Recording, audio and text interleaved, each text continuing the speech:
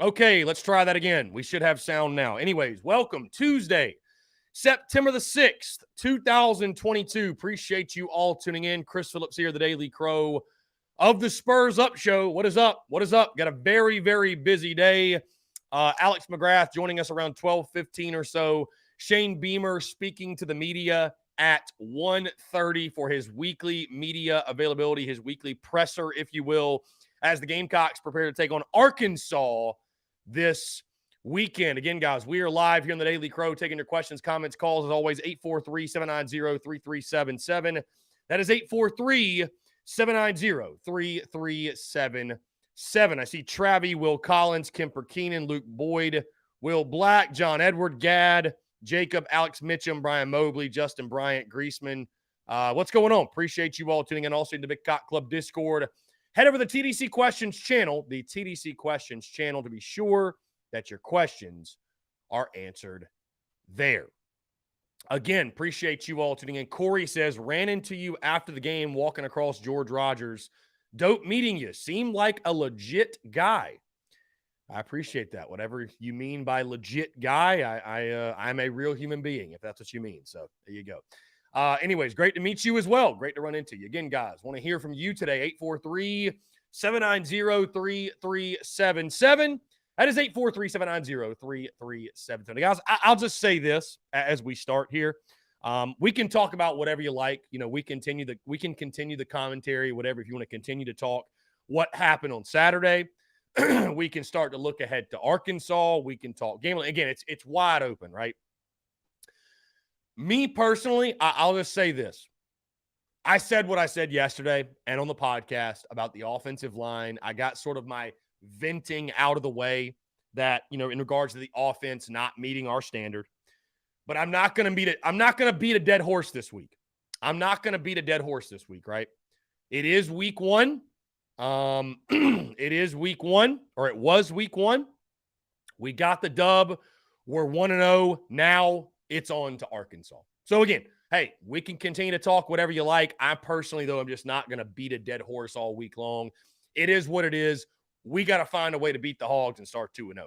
R. Hill, USC said, I sit one section over from you. I'll holler at you at the Georgia game. R. Hill, I hate to burst your bubble, my guy, but those are not my season tickets. That was just a free ticket that was given to me for that game. I will probably be bouncing around the stadium, my guy. I don't get season tickets.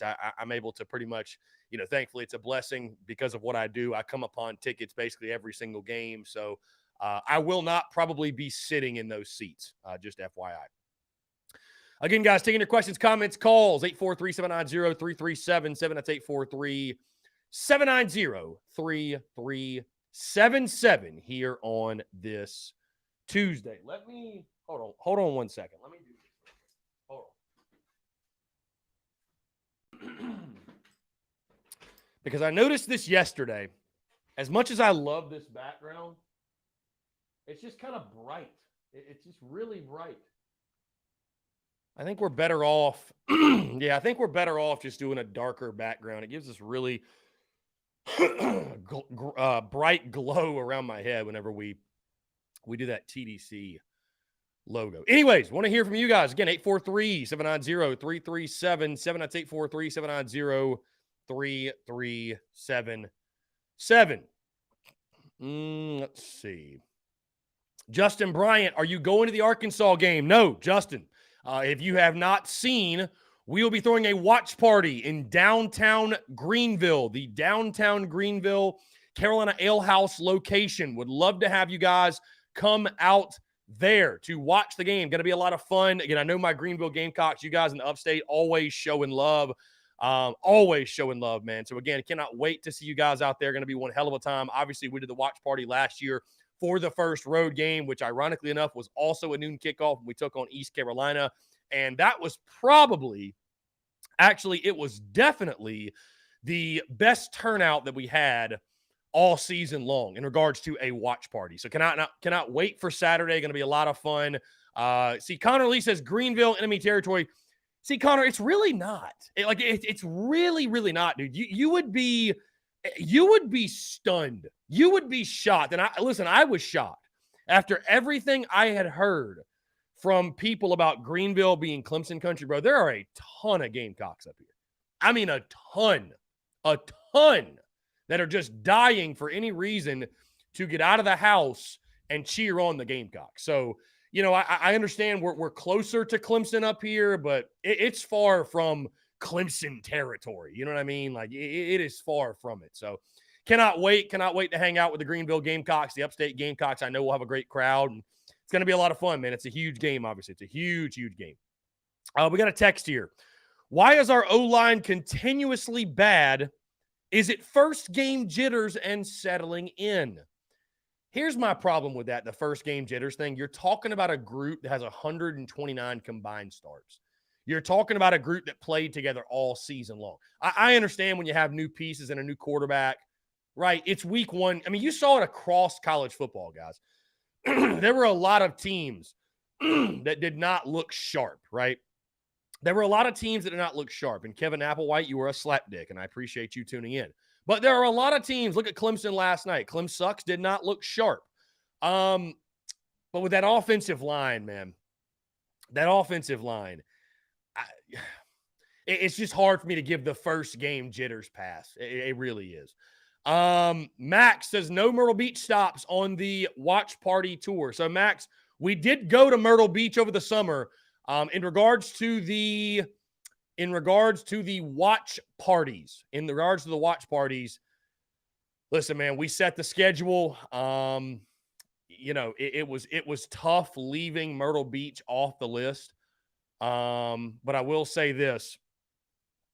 Columbia made sense for the Clemson game, so that's what we're doing with it for that. We were definitely going to do downtown Greenville for Arkansas. Really, the only one where it could have been, you know, we had to kind of flip a coin was the Florida game, either Somerville or Myrtle Beach. And guys, it just simply put, it really just comes down to attendance. And you know, we drew a good crowd. I'm not going to say we didn't. We did draw a good crowd at the Myrtle Beach location. Don't get me wrong. But, you know, we got to go where the crowd is the best. That's why Greenville's getting 2 watch parties, because both of the events we threw in regards to the tour, the turnouts were fantastic. So, listen, I'm not trying to hate. I'm not trying to throw shade. But, you know, we've got to go where the people are. You know what I mean? It just makes sense. Hell, I was tempted to throw every watch party in Greenville. I mean, truly. I mean, that's how good the attendance is for those events in Greenville. So, anyways, we will come back to Myrtle. I promise you. I loved my time in Myrtle Beach. I loved hanging out with the Myrtle Beach Gamecocks. We will be back up there. But, yeah, we'll be back there. But, you know, just did not work out this time. But we will be back. I promise. We will be back. I'm thinking about doing like a spring tour. We will be back to Myrtle Beach. I'm thinking about doing, like I said, a spring tour. I think that'd be a lot of fun. Sorry, Will. I mean, Will, you've seen the schedule. Will, you already knew this. This isn't breaking news to you. You've already seen the schedule. And listen, when I talked to the Ale House people, that's what they wanted to do also, man. So it's not all just me. I mean, it is what it is, dude. Like I said, the only slot that Myrtle could have gotten was the Florida game, and we're going to Somerville. So the Charleston Gamecocks outlasted the Myrtle Beach Gamecocks. You're right. Your beef is with them, not with me. But we will, like I said, maybe we'll do this. I mean, I was going to say maybe if like we go to a Florida bowl game, maybe we could do the watch party for the bowl game at the Myrtle Beach location. But I'll be honest with you, we go to a Florida bowl game, I want to go. Like, I want to go to that bowl game. So just stay tuned again. We will be back at the Myrtle Beach location. We will be back. I promise. I apologize, my Myrtle Beach Gamecocks. It just didn't work out this time. Let's see. Anyways, guys, appreciate you all tuning in. I got a great crowd, about 10 minutes or so. Alex McGrath will join us. Yeah, how about Jenkins last night? We got the Muschamp Packers trying to infiltrate the microphone here. How about E.J. Jenkins last night? How about E.J. Jenkins? Cocky Twan says, I looked at the game again. Tight ends, missed blocks. Also, O-line's got to get better. First game jitters are bullshit. Yeah, Cocky Twan, I agree with you. Top to bottom, the offense did not play well enough in week one. The good news, as I mentioned in my clip I just posted a little bit earlier, the good news is this. The good news is this, right? We have weapons. I really believe we have weapons that if the line does ever show up, we'll be able to do some damage. We'll be able to do some damage. So, anyways, guys, would love to hear from you. 843-790-3377. That's 843-790-3377. Let's see.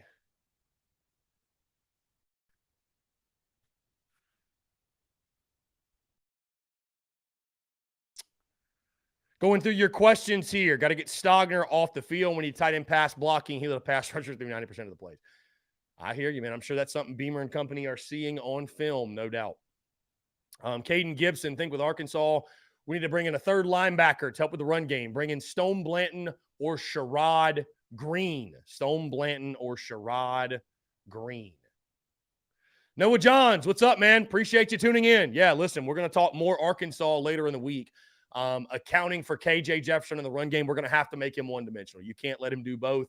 Obviously, KJ Jefferson, regarded by many as maybe the best quarterback in the SEC, at least if nothing else, one of the best quarterbacks. So it's going to be a challenge. It's going to be a challenge, no doubt. Let's see. I see Kevin Applewhite just going after it, man. This crayon-eating, goat-fucking slapdick. Appreciate you tuning in, Kevin, you ugly son of a bitch. Anyways, let's keep it going. Sean O'Brien, what's going on? Instead of a coin toss, you and Uncle Lou need to have a wrestling match. I hear you. Cam Johnson, wise men make observations after week one. Fools come to conclusions after week one. Hey, I hear you. Listen, no conclusions drawn, Cam, but I stand by everything I said, and I think I've reacted pretty rationally, actually. It wasn't good enough. I will not apologize for having a standard of, as I've said over and over on social media, that offensive performance wasn't good enough. No conclusions drawn. We could still have a very good year, but there's got to be a massive jump made from week one to week two. I know you would agree. I know everybody would agree. There's got to be a massive jump made. We will find out a lot more this weekend. Listen, you can right all the wrongs you did in week one if you go out and take care of business in Fayetteville, right? Week one just disappears almost. Week one disappears almost if you can take care of your business. So, yeah, we will, anyways, we will see.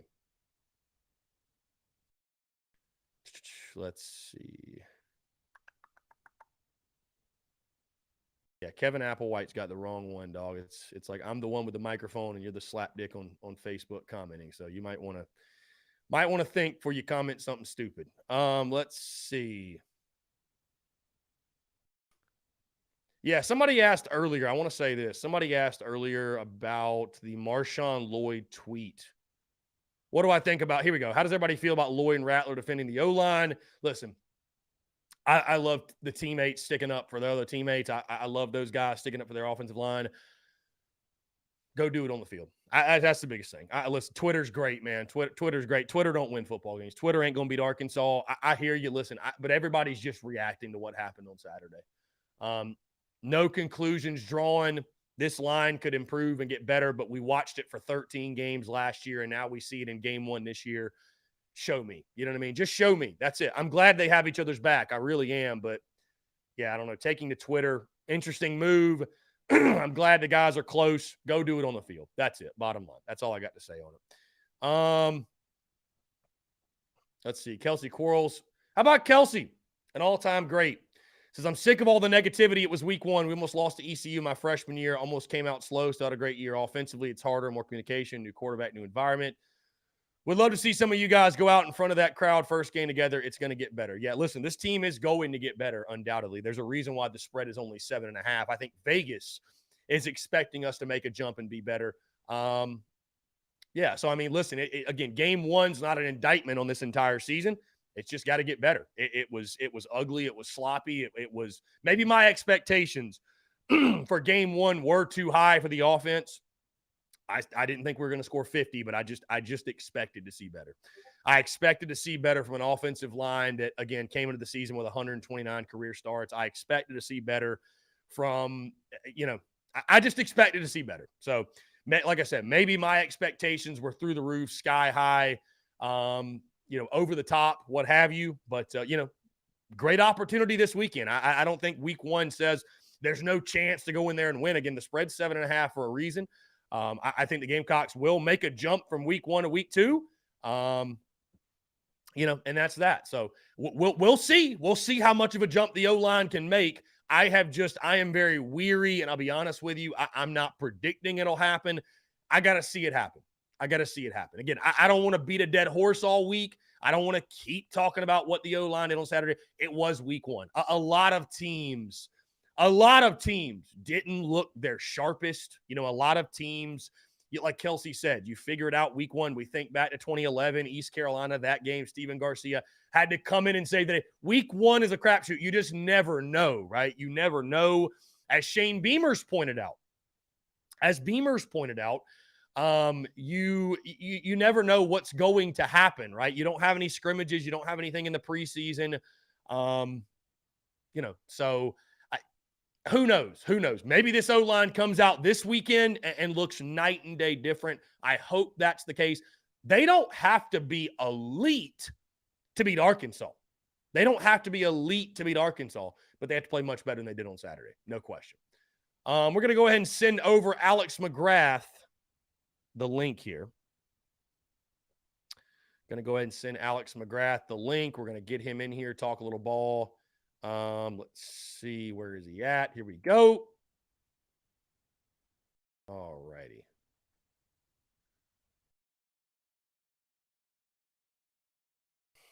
Okay. Anyways. Jeff Gullidge says, but like I said before, it's correctable. We coach him up, we'll be fine. Jeff, hey, we'll see. Again, I watched it all last season. So did you. We'll see. We shall see. I will just tell you this, though. I'm not giving my prediction today. But I picked Arkansas in the preseason to win this game. And the sole reason I did is because I didn't like the matchup on the line of scrimmage. I just don't know that my feelings really have improved, right, since the preseason, right? I don't know that anything happened over the weekend to make me feel better. Now, with that being said, Arkansas's got some injuries they're dealing with, right? Arkansas might be shorthanded. They got thrown all over by Cincinnati, and Cincinnati is a good team.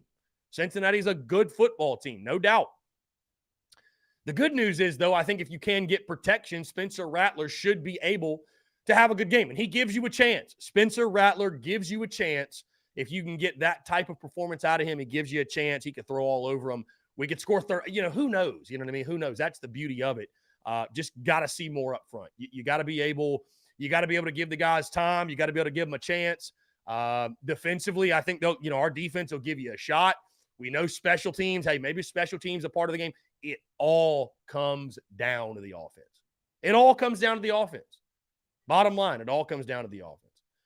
Yes, we will show Shane Beamer's presser in here. Yes, you don't need to go anywhere. Shane Beamer's press conference. We will show it right here for you guys. That is coming up at 1:30. 1:30, we'll air that. How about it? How about the new mug, by the way?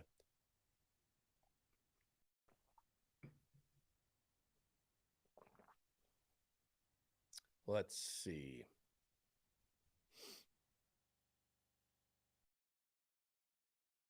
Hey, Satterfield. Panic Ritter, what's up, man? What's up, Panic Ritter? Let's see. Lady Bree called on the show. You hung up on me. You thought it was a prank from Georgia. I hope you understood the courage it took me to call into your show or even text in.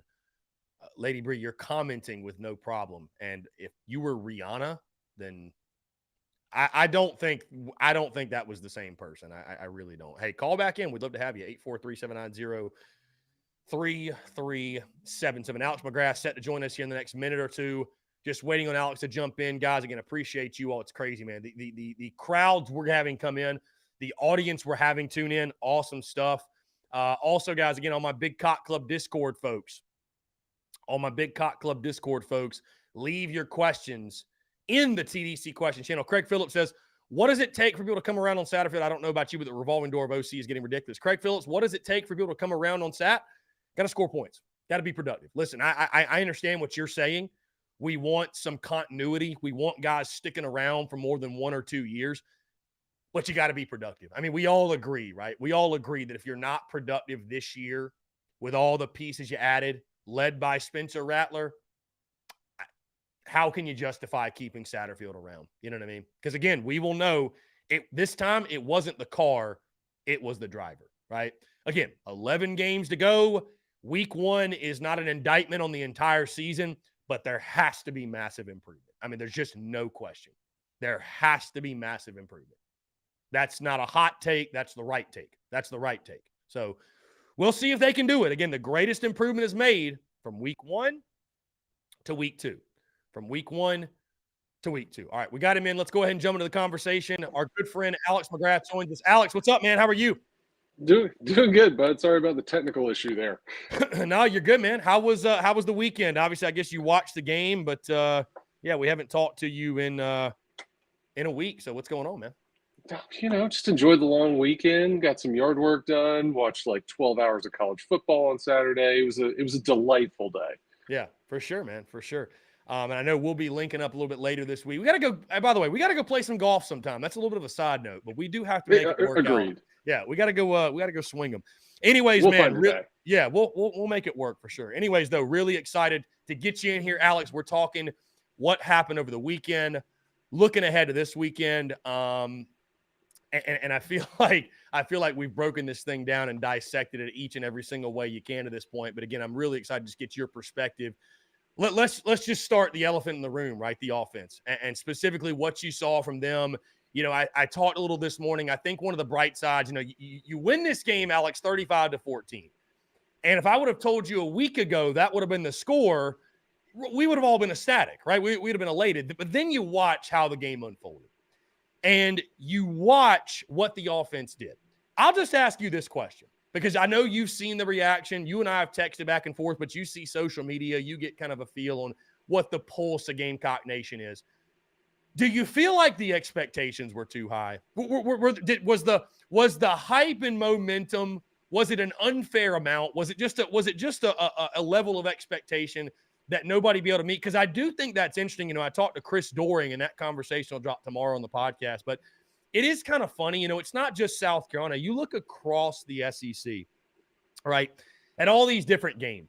And unless you're Georgia beating Oregon 49-3 or you're Florida upsetting Utah, the tough thing about week 1 is this.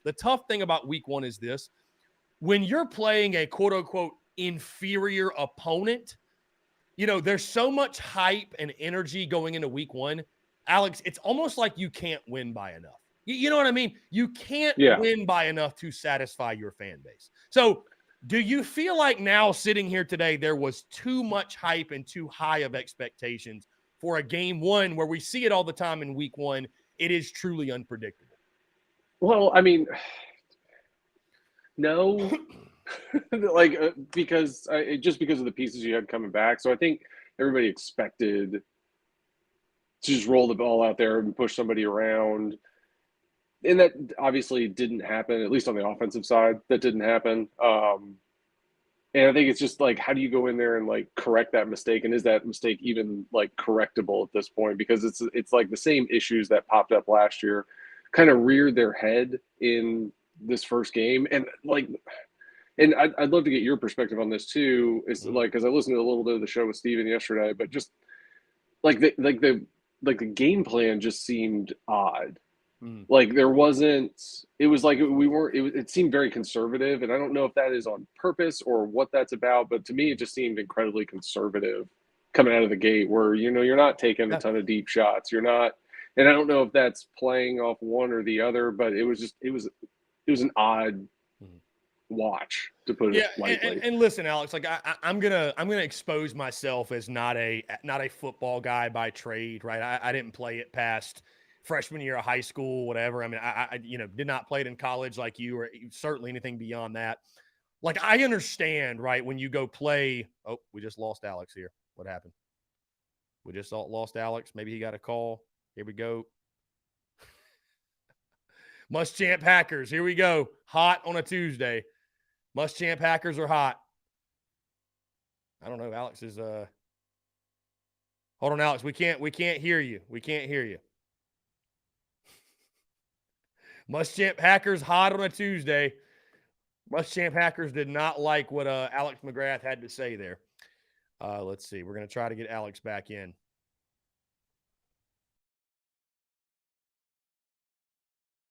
Here we go. For some reason, I got nothing. Hold on. We're gonna take him off here. We're gonna bring you back in. I got nothing. I hear nothing. We got no audio. No sound for the guy, Alex McGrath. Just try to exit out and come back in. Yeah, just try to exit out and come back in. All right, we're gonna get Alex McGrath back in here. There we go. All right, he just logged out. We're gonna get him back in. I don't know. Braddock 843, ever get to Florence? Maybe a remote from Rivals. We got our merchandise in Rivals. A remote show could be cool, Braddock. A remote show could be cool. Let's try this again. I got nothing. Where's the audio, my guy? Where's the audio? Are you muted? I'm gonna try to mute you and unmute you. Technical. I'm gonna refresh my side as well. His feed. I still got nothing. Yeah, I don't know. I still got nothing. I don't know. That is very strange. Are the AirPods alive, my guy? The AirPods are working. Yeah, they're good.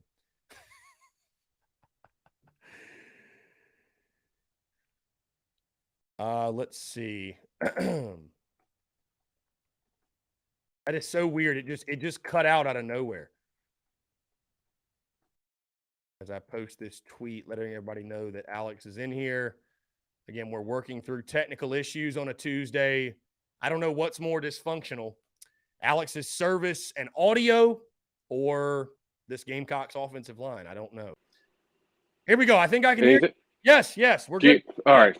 Yes. I don't know what happened. I was just saying, Alex, I don't know what's more dysfunctional, the technical side of things right now or the Carolina offensive line. Either way, though. Just getting back to, again, though, I'm exposing myself as not a football guy by trade. The point I was going to make is this. I understand going into like a game one, you don't show all your cards. You don't just throw the kitchen sink at Georgia State. You want to save your good plays or not open up your playbook before going into SEC play. But it's just when people tell, like, I hate when fans say that after, I feel like that's the excuse used after an underwhelming performance against a team you should be able to have a lot of success against, right? Like if you go out there against Charlotte or SC State, same thing, and the offense doesn't look good. Well, we just were holding back, man. We weren't trying to show all our cards. And, well, I don't care if you don't want to show all your cards, Alex, but play the right cards in the process. You know what I'm saying? Like, and it's just, I guess that was what made me so frustrated watching that.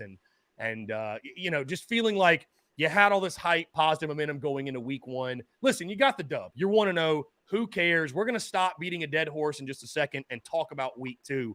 But in that game specifically, the Georgia State game alone, I just felt like it was a great opportunity in front of a sold-out crowd to flex your muscles a little bit, show off your shiny new toys. And like you mentioned, the game plan, very vanilla, very conservative a lot of the times. And with the right execution, it may have resulted in big plays, but it wasn't there. And it just felt, like you said, it almost felt like a carryover from the spring game. Like a lot of Does anybody love swing passes more than Marcus Satterfield? I mean, is that just like he stays up at night just having dreams about throwing a swing pass? Like we love throwing a swing pass.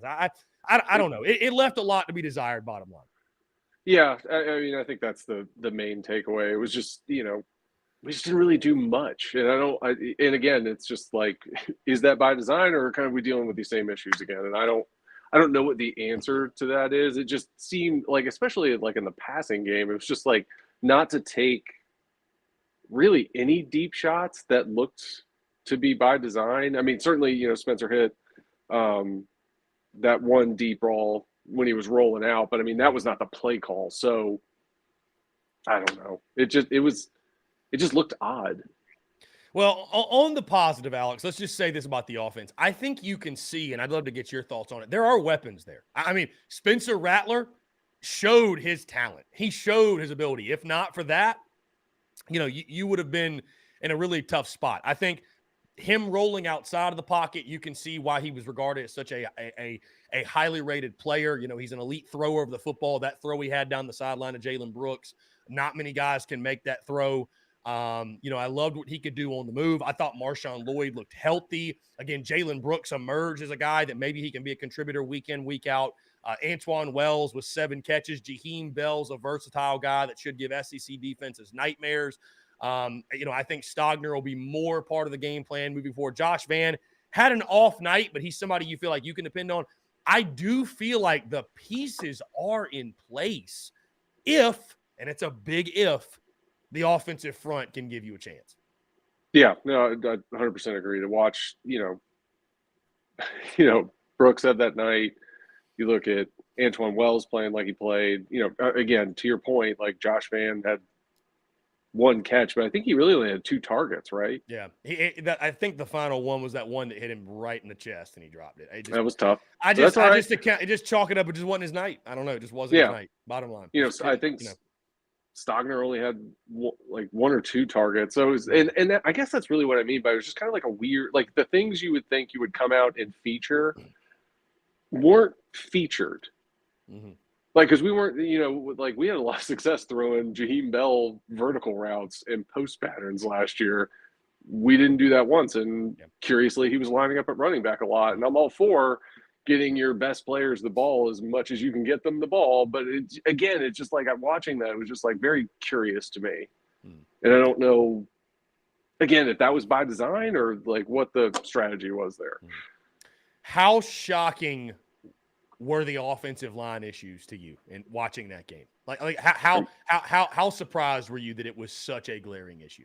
Well, I texted you earlier in the game, just like where the pass protection looked pretty good from the O-line at first, and then it was just like we couldn't run the ball at all. And then like the pass pros started to break down in the second half a little bit too. So I mean that was like shocking is probably too strong of a word because we've seen it before. You just kind of assume like the longer somebody's in a program, getting more comfortable with the protections and the play calls and the sets and everything that you kind of goes into that, especially with the cohesiveness of having worked like with the same quarterback since the spring all the way up through fall camp and into game 1. It was disappointing, but that doesn't mean it can't get better. And we'll definitely have a better idea of that this weekend. Yeah, for sure. I mean, you're going to know after these next 2 weeks, Arkansas and Georgia. Again, we talked about in the preseason, nowhere to hide, right? You're going to find out. If you don't improve, you will get exposed. Moving to the defensive side, Alex, we sat here again a week ago to the date. We felt confident about the defense at all 3 levels. We felt like this was a football team that would be able to rely on the defense week in, week out. I think what we saw Saturday was pretty much par for the course. I thought and you knew Georgia State was going to have a good game plan. They were going to have that first drive scripted. They were going to be able to run the football to some degree, right? Because that's just what they do. Outside of that first drive, I thought the defensive line really took over the football game. You got Georgia State in a lot of 3rd and longs, like we talked about, was so important, especially in that second half. You made life really tough on them. I thought the linebackers were flying around. Brad Johnson, Mo Kaba, Debo Williams making plays. Jordan Strawn was making plays. And then your secondary, Cam Smith doing Cam Smith things. Marcellus Dial has the pick. Thought he played really well. You even saw some young guys like Nicky Nwore and Stone Blanton, Kawan Banks, DQ Smith making a play on special teams.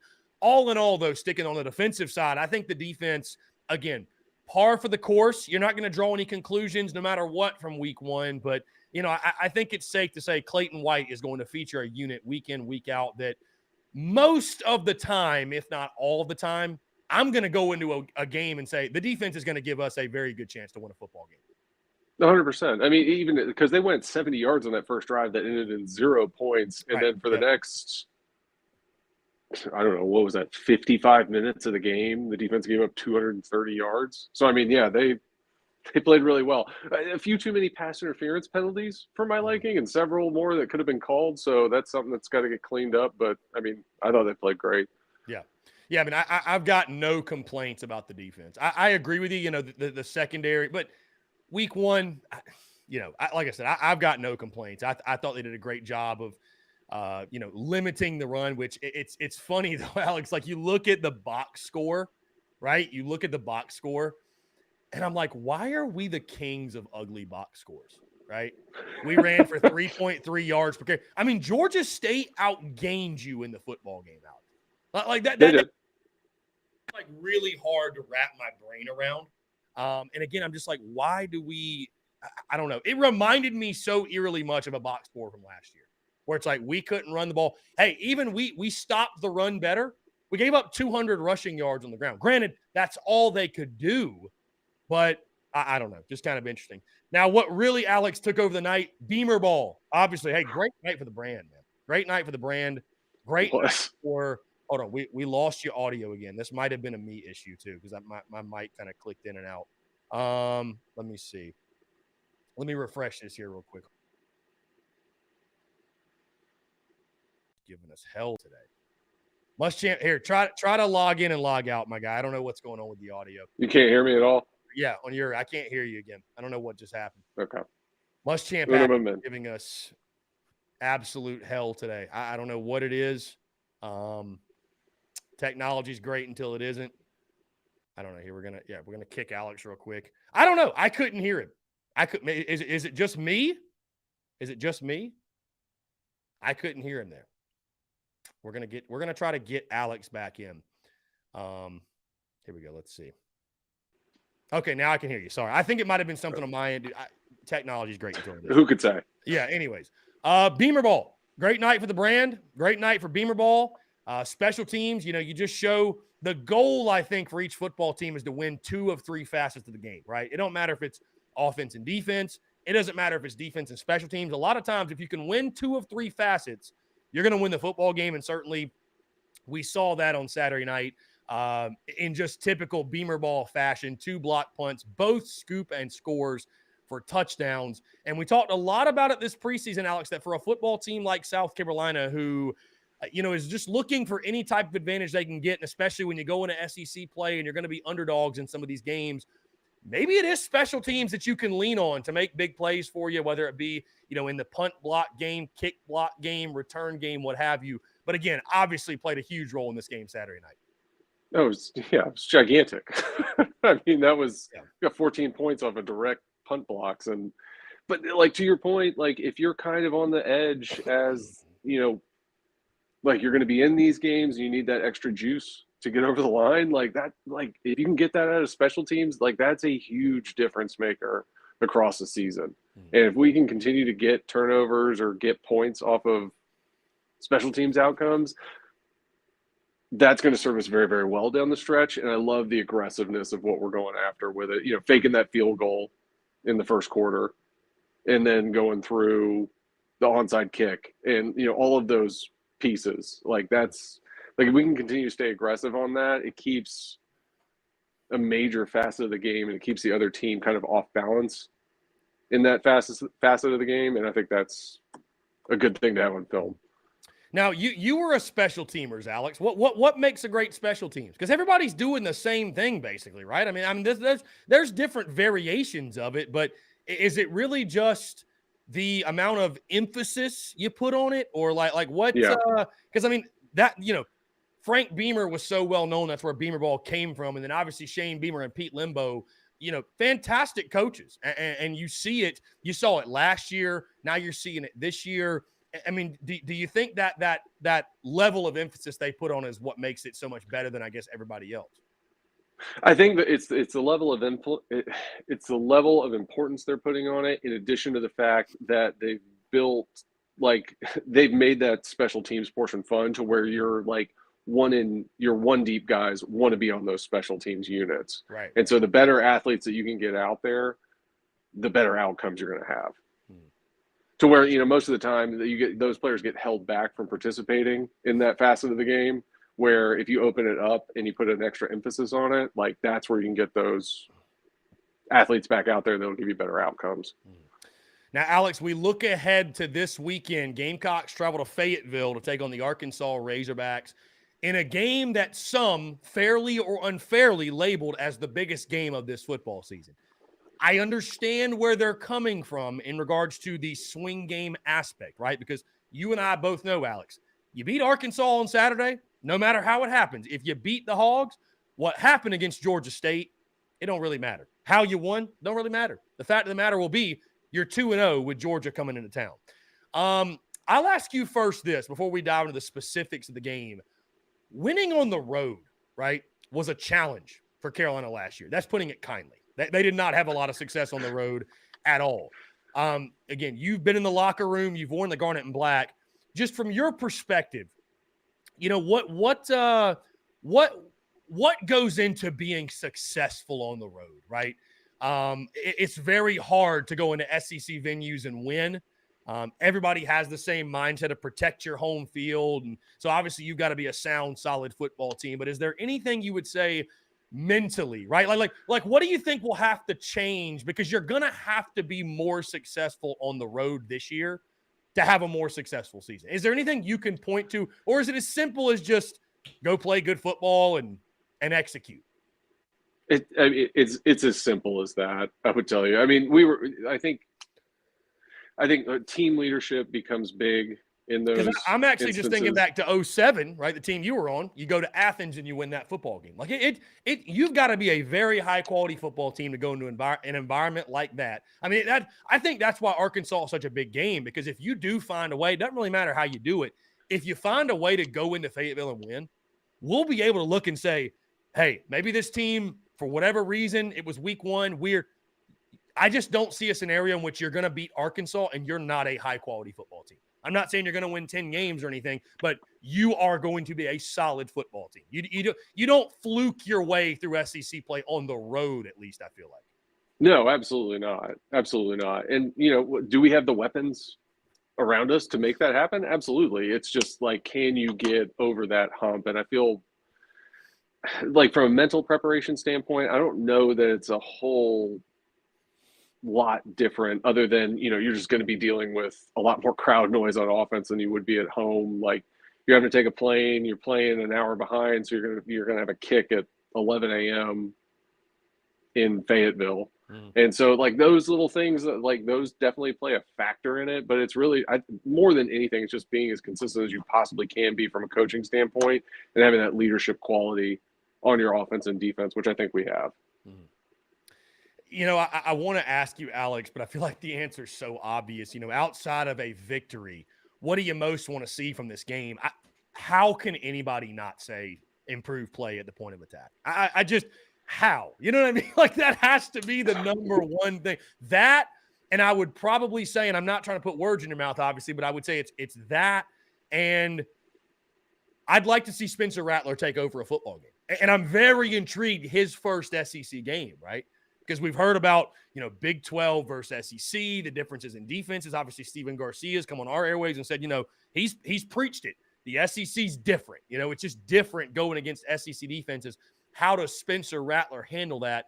But he won't even have a chance to handle it if that line doesn't give him some sort of protection and also a run game to complement him. So, again, I'll let you take the floor. Just thoughts on this ball game and things specifically you want and need to see from this team. Yeah, I mean, I'd love to see us. I mean, I'm making an assumption here, but open the playbook up a little bit, like throw in, the deep balls to Josh Vann or, Antoine Wells or Jaheim Bell, or just getting, like, opening that playbook up and kind of feature what your strengths are. Because if we go back to last year in this first game, obviously, like, pounding the rock is not a strength of ours. Except this year, now we've got somebody standing in the pocket who's, an extremely talented passer. And so, like, let's feature that as much as we possibly can and open that side of the playbook up. I mean, certainly, like, you've got to be able to run the ball with consistency to be a quality football team. And so if we can get a push, that would be outstanding, and, definitely average more than 3 yards a carry or 2.5 or whatever that final number came back at.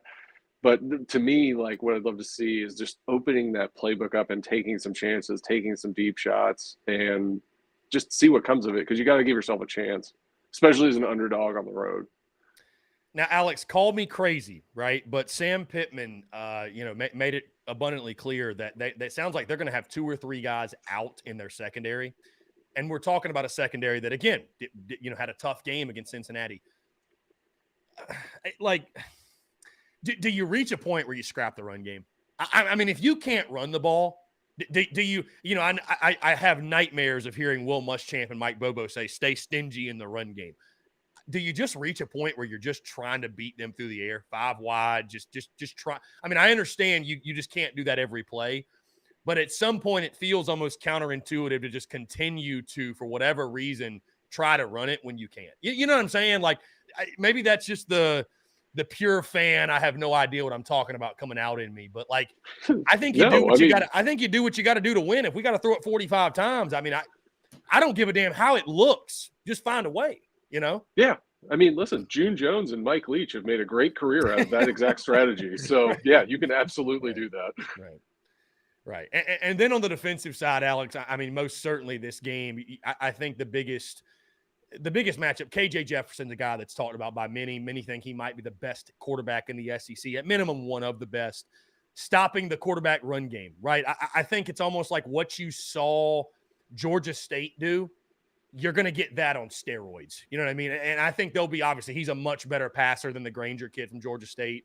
But I think limiting the quarterback run, I think you got to make KJ Jefferson one-dimensional. Bottom line, you got to pick and choose your poison.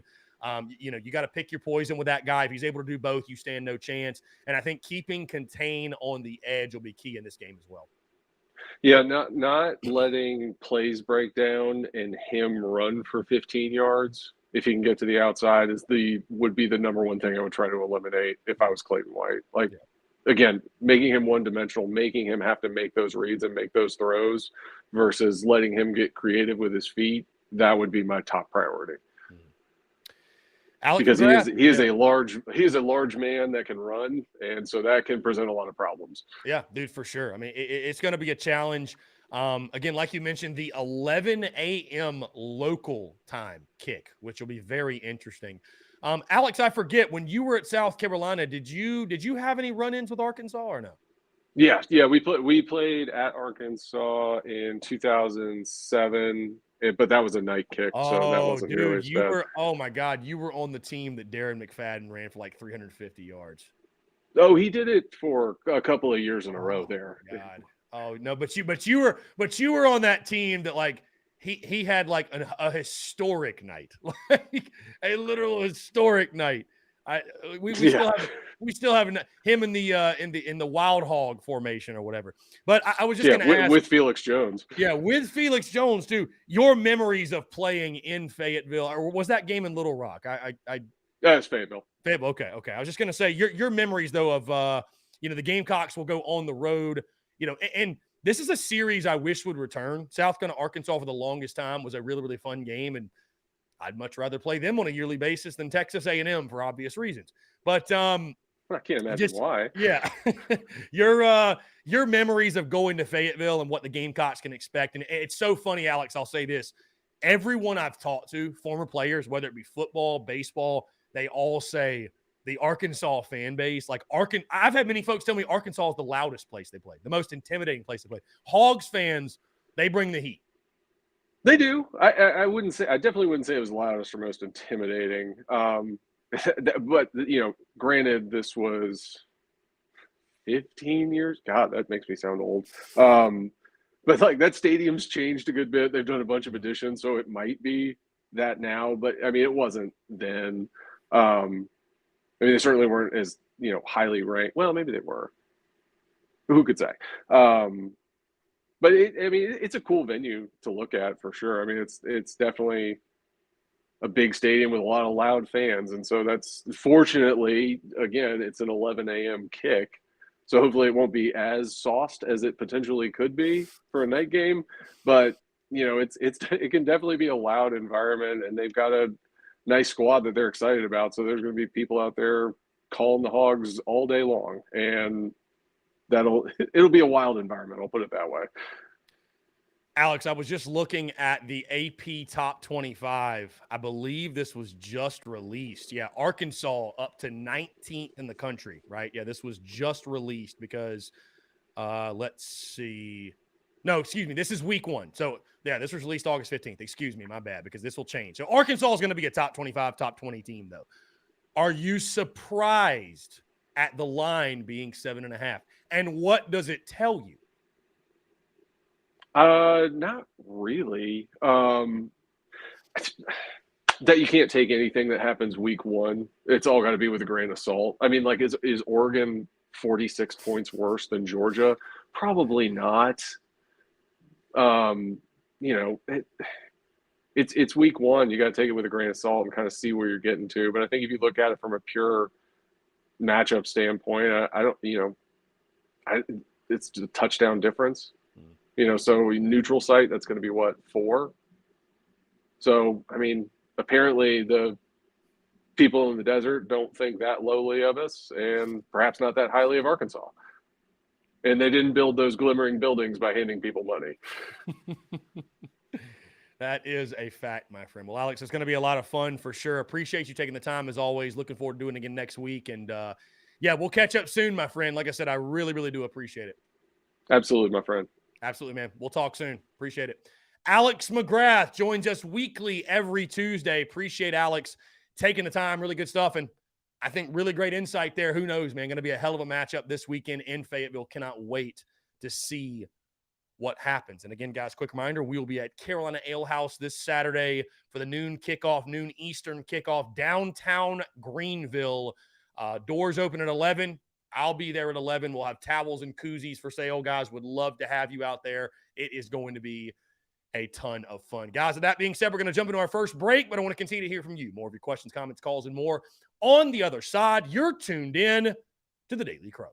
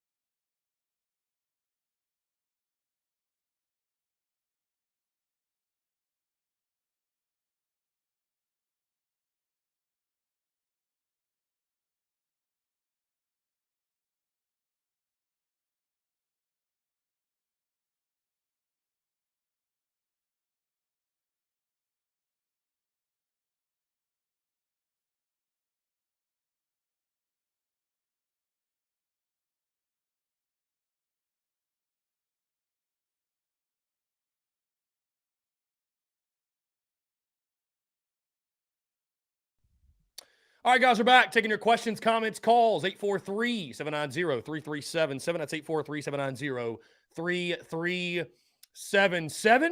I appreciate you guys tuning in. Again, taking your questions, your comments, your calls. Would love to hear from you all. Let's go to the Big Cock Club Discord, the TDC Questions channel. Zach Attack just says, hammer the cocks. I guess the plus 7.5. Craig Phillips says, that's true. If you can't win with Rattler, then maybe he's not the guy. Also, the revolving door doesn't make us look good either. It's like a double-edged sword. Yeah, I mean, it's tough, right? It's tough because it's a results-oriented business, but, you know, you hate to have that revolving door. Kevin Applewhite, I would love for you to call in. I really would. You would be far from the first Clemson slapdick to call into this show. And I love having you guys call in because every single time you call, I let you go because y'all make yourselves look stupid. So, Kevin, be my guest. Be my guest. We'd all love to hear from you. You wouldn't be my first choice of people to call in, but you're more than welcome to do so. Hey, we're wide open here. The phone lines are wide open. Let's get back into your questions. I feel like most of the chat here is just people trolling Kevin, which is funny. Come on, Kevin. Damn it, Steven. Let's see. Spencer Wood, how do you feel like they used Bell? Big fan of his deep ball presence, getting mismatched against a smaller player. Wasn't much of a mixed bag for him. I mean, Spencer, I like Jaheim Bell a lot. I think he's a weapon, no doubt. It was a mixed bag across the board. But, yeah, I mean, obviously Jaheim Bell we're very confident in. We feel good about the prospects of his season. Love seeing him in the backfield. I just love the fact they're using him in a multitude of ways, right, Spencer? So had no issues with the way they used Jaheim Bell. I think it's interesting how much he's going to carry the ball out of the backfield, but whatever you got to do to score points and be productive and keep the defense on their heels, whatever you got to do, man, I think it's good. You just got to find creative ways to get him the football, and I thought they did that. So, again, need more protection up front to have more opportunities to get him the ball, bottom line. Ben DeRosa, what's up, man? Appreciate you tuning in. Travi, yeah, I loved seeing that. I thought Marshawn Lloyd did look really good catching the football. I like getting the backs involved in the passing game, getting Juju out there. And, hey, I'll tell you this. It's not just the offensive line blocking. It's blocking on the outside. I watched some highlights yesterday from the game, and, there were a couple of those wide receiver screens, those quick passes that would have been big gainers had you not had guys missing blocks. Like everybody across the board. Is it a week one thing? Guess we'll find out. But everybody across the board's got to do a better job of doing their job. Bottom line, end of discussion. I think we can all agree with that, right? So, Todd Smith, for all the Fayetteville Gamecocks, or Fayetteville Gamecocks, for all the Gamecocks that'll be in Fayetteville for the Arkansas game, Todd Smith will have a tailgate setup. Okay, he'll have a tailgate setup, parking lot for those that'll be in the area. Yes, hit Todd up. Todd, I don't know how they can hit you up, but jump the phone lines here. Zachary, what's up, man? How are you? I'm good, Chris. How are you? I'm doing well, man. Appreciate you asking what's going on. Well, I'm just happy to be 1-0 start the season. Mm-hmm. Very happy about that.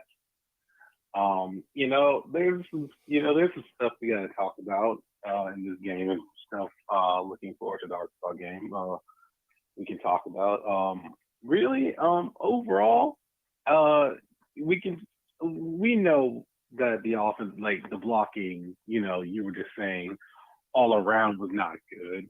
I agree with you. There was some not so great perimeter blocking, and there was not so great run blocking, and like the pass blocking was. There were moments where the pass blocking was good, and I felt like Spencer ran into some sacks, but there was moments, but the offensive line just was not up to snuff in this performance. But it's like, like you said, is it just a week one problem, or is it like a sign of things to come? And it's like, and another thing is that I feel like a lot of people are not talking about is that we cannot talk about Georgia Tech is really good. Georgia Tech is good, and Georgia State. Georgia State, but yeah, Georgia State. I'm still thinking about that game from last night. Georgia State is still a good team. They're a good team, and they deserve their credit. Like that's just it. Right. Yeah, and I hear what you're saying. Again, Georgia State, not your typical G5 opponent. Again, I'll just say this because I'm not going to beat a dead horse and continue to bitch and moan about the offensive line. Great team win. Feels good to be 1-0. Defense, par for the course. Special teams, fantastic. Offense has to be better. There's nobody out there that will debate that the offense has to be better. And I just, what makes me weary is we were sitting here, this exact same situation last year. Offensive line did not play their best ball week 1. We wrote it off and chalked it off as game 1 jitters. Week 1. Oh, it's just the first game. Don't worry about it. And it lingered throughout the entire season. So I got to be honest with you, my guy. There's nothing really concrete that you can latch onto and say, this is why the offensive line will be better. And that was a fluke. And that was game 1. Like, there really isn't anything. I hate to say that, but I just got to see it on the field. And again, I said this yesterday. I said it on the podcast. The reason people left Saturday night with mixed feelings, it wasn't because they were displeased about beating Georgia State. That's not why. They had mixed feelings because we know what's to come. We know Arkansas is this weekend. We know Georgia's the following. And we saw this same song and dance a season ago. That is why. Nobody's writing off the rest of this season. But it's just after an entire preseason, after an entire offseason of this time, we knew what the problem was. Like last year, we thought the O-line was going to be a strength, and it fell short of expectations. This year, we knew it was something we had to put emphasis on. And so it is disheartening to see that type of effort. I'm not saying that's what we're going to be all year, but it is disappointing no matter how you spin it, that was the effort put forth. Now, we will see if they can go back. They're watching the film. They're watching the tape. They're practicing all week. If they can make the necessary adjustments, and we see a much different story on Saturday. Maybe it was a limited playbook. Maybe it was somehow it was a bad matchup. I don't know. But it's one of those things where I've got to see it. I've got to see it, man, because we've seen this song and dance. It's the same 5 guys as last year. The weapons are there, though. That's the positive, I think. And you've got the gunslinger to do it. You just have to have a chance by your big uglies up front. That's it. So everybody's happy to be 1-0. Everybody's happy to get a 35-14 win. But there were most certainly things left to be desired. And nobody, listen, here, let me say this too. Nobody's trying to be an insufferable fan this week, but you are just a sunshine pumping. You can't handle any sort of criticism if you can't look at that game and understand why people have concerns. Like, you can't operate through this week and just say, well, we won by 21. All is good, sunshine and rainbows. We got nothing to worry about going into this weekend. Dude, I was worried about the matchup at the line of scrimmage before the season even started. So now, I mean, obviously I didn't see anything from Saturday night to make me feel better about that matchup.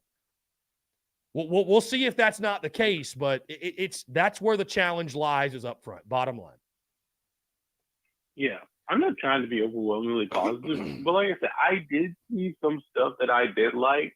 I did see the defensive line look like it improved. Yeah, and I want to make the point, Zachary. I'm not saying you are trying to be. I'm just saying in general, there's some out there they just can't fathom why people would be anything but over the moon, excited and ecstatic and happy about. It's like there ain't no way you watch that game and don't understand why people are just kind of a little like, I'm feeling a little uneasy. Like that's a pretty normal, rational take, I think. You know what I mean? Like, so yeah.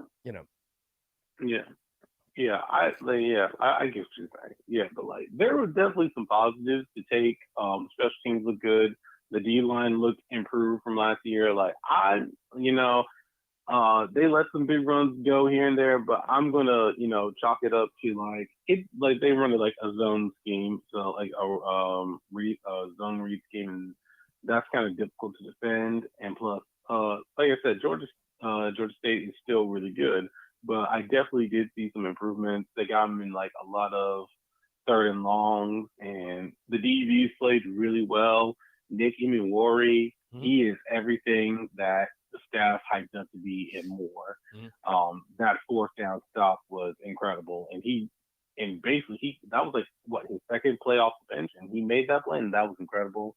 I love that Mo Kaba finally got his time to shine. I thought he played it really well.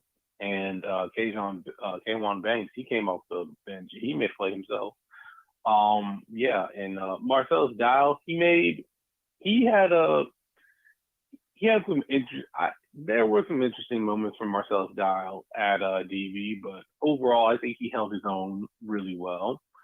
And yeah, I'm just really impressed with the defense, and I think they are looking to pick up right where they left off. And I was telling someone else that I was kind of worried that this defense was not going to look the same, and it was kind of looking like the same, a little better on the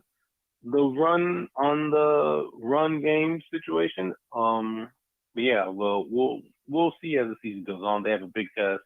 Rocket Sanders is coming, and he's really good. Yeah, now listen, I think you make a lot of great points. I'm very encouraged by the defense, everything you said. I mean, again, it was sort of a par for the course game because I expected them to play well, and they did. They did. And I thought we did a great job of the course of that game, stopping the run as it went on. Special teams, obviously, I mean, saved the day for you, really. It made that thing a lot more comfortable than it otherwise would have been. But yeah, no, listen, I think you make a lot of great points. And all in all, again, you're 1-0. Feels good to be 1-0. Now the real challenge begins. SEC play, road game. That's something I can't, we're going to get into as the week goes. We can get into it today if you guys want. This is a team that was not very good on the road last year. And granted, you played some tough teams on the road, but winning on the road, that's got to be a point of emphasis this season that starts Saturday. So, yeah. Also, to talk about weapons, I thought the running backs, even though they did not have much to work with, still played their hearts out. Marshawn Lloyd looked good catching the ball. Juju still looks explosive. Like both of them looked really explosive. It was good that Jalen Brooks got his time. Antoine Wells again looks like how he was advertised. I definitely think that there are weapons on this team, and like I said, Spencer Rattler, the two picks, the one to Wells, he got greedy on, and the one to Amari Brown, I think he just put too much on it. He should have just, put it like right on the numbers, and but that, those are fixable mistakes. And like I said, I think he ran into a few sacks himself. But like I said, some of these are like fixable mistakes. Hopefully that you'll fix as the season goes on. Yeah. I mean, listen, no sane fan is throwing in the towel in the season, but there are mistakes that have to be corrected. If they're not, Arkansas is going to run you off the field. So got to get it fixed and get it fixed in a hurry, no doubt. Yeah. Speaking of Arkansas, I saw that a lot of people were shocked that the line was only 8. I don't know if it moved or not, but the line was only 8. And I don't think that is necessarily that crazy. Mm-hmm. I actually did watch the Cincinnati-Arkansas game, and I thought Cincinnati played sloppy. They made a lot of mistakes on offense. Mm-hmm. And their quarterback missed a ton of throws that could have changed the game. And I think that the O-line, Cincinnati's O-line did not look that sturdy at points, but I don't think it's that crazy that the line is only 8. I'm not saying that we could necessarily lead to an upset, but there are some things, if people actually watch the Arkansas-Cincinnati game, you'll be like, 8, that's actually kind of reasonable, right? The way that Cincinnati-Arkansas game went. Yeah, and just from the gambling side, Zachary, I'm glad you bring this up because Arkansas actually opened as an 11.5-point favorite. That line came down all the way to 7.5. Now, money has gone back onto Arkansas as it sits right now. I'm looking at it. Hogs sit as an 8.5-point favorite.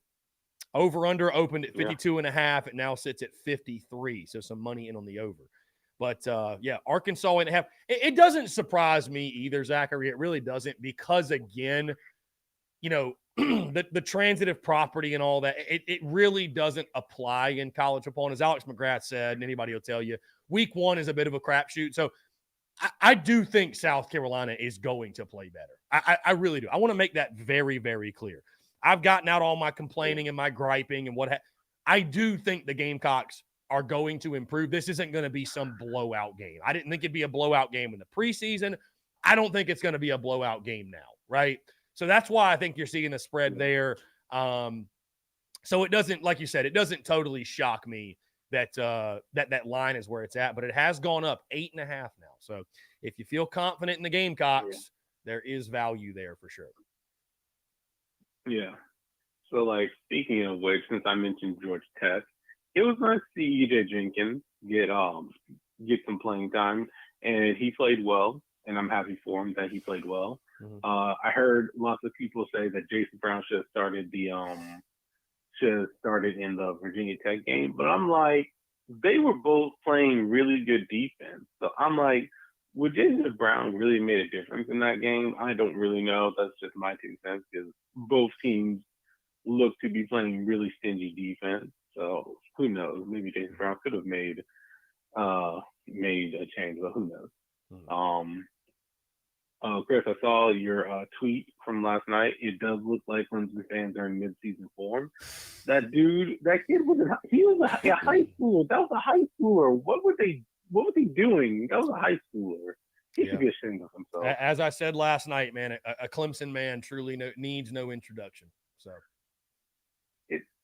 I was like, I looked at it. I looked at it really closely. I was like, is that kid like that? He looks like he can be in high school. Mm-hmm. He literally looks like he could be like a sophomore in high school. Like, what is like?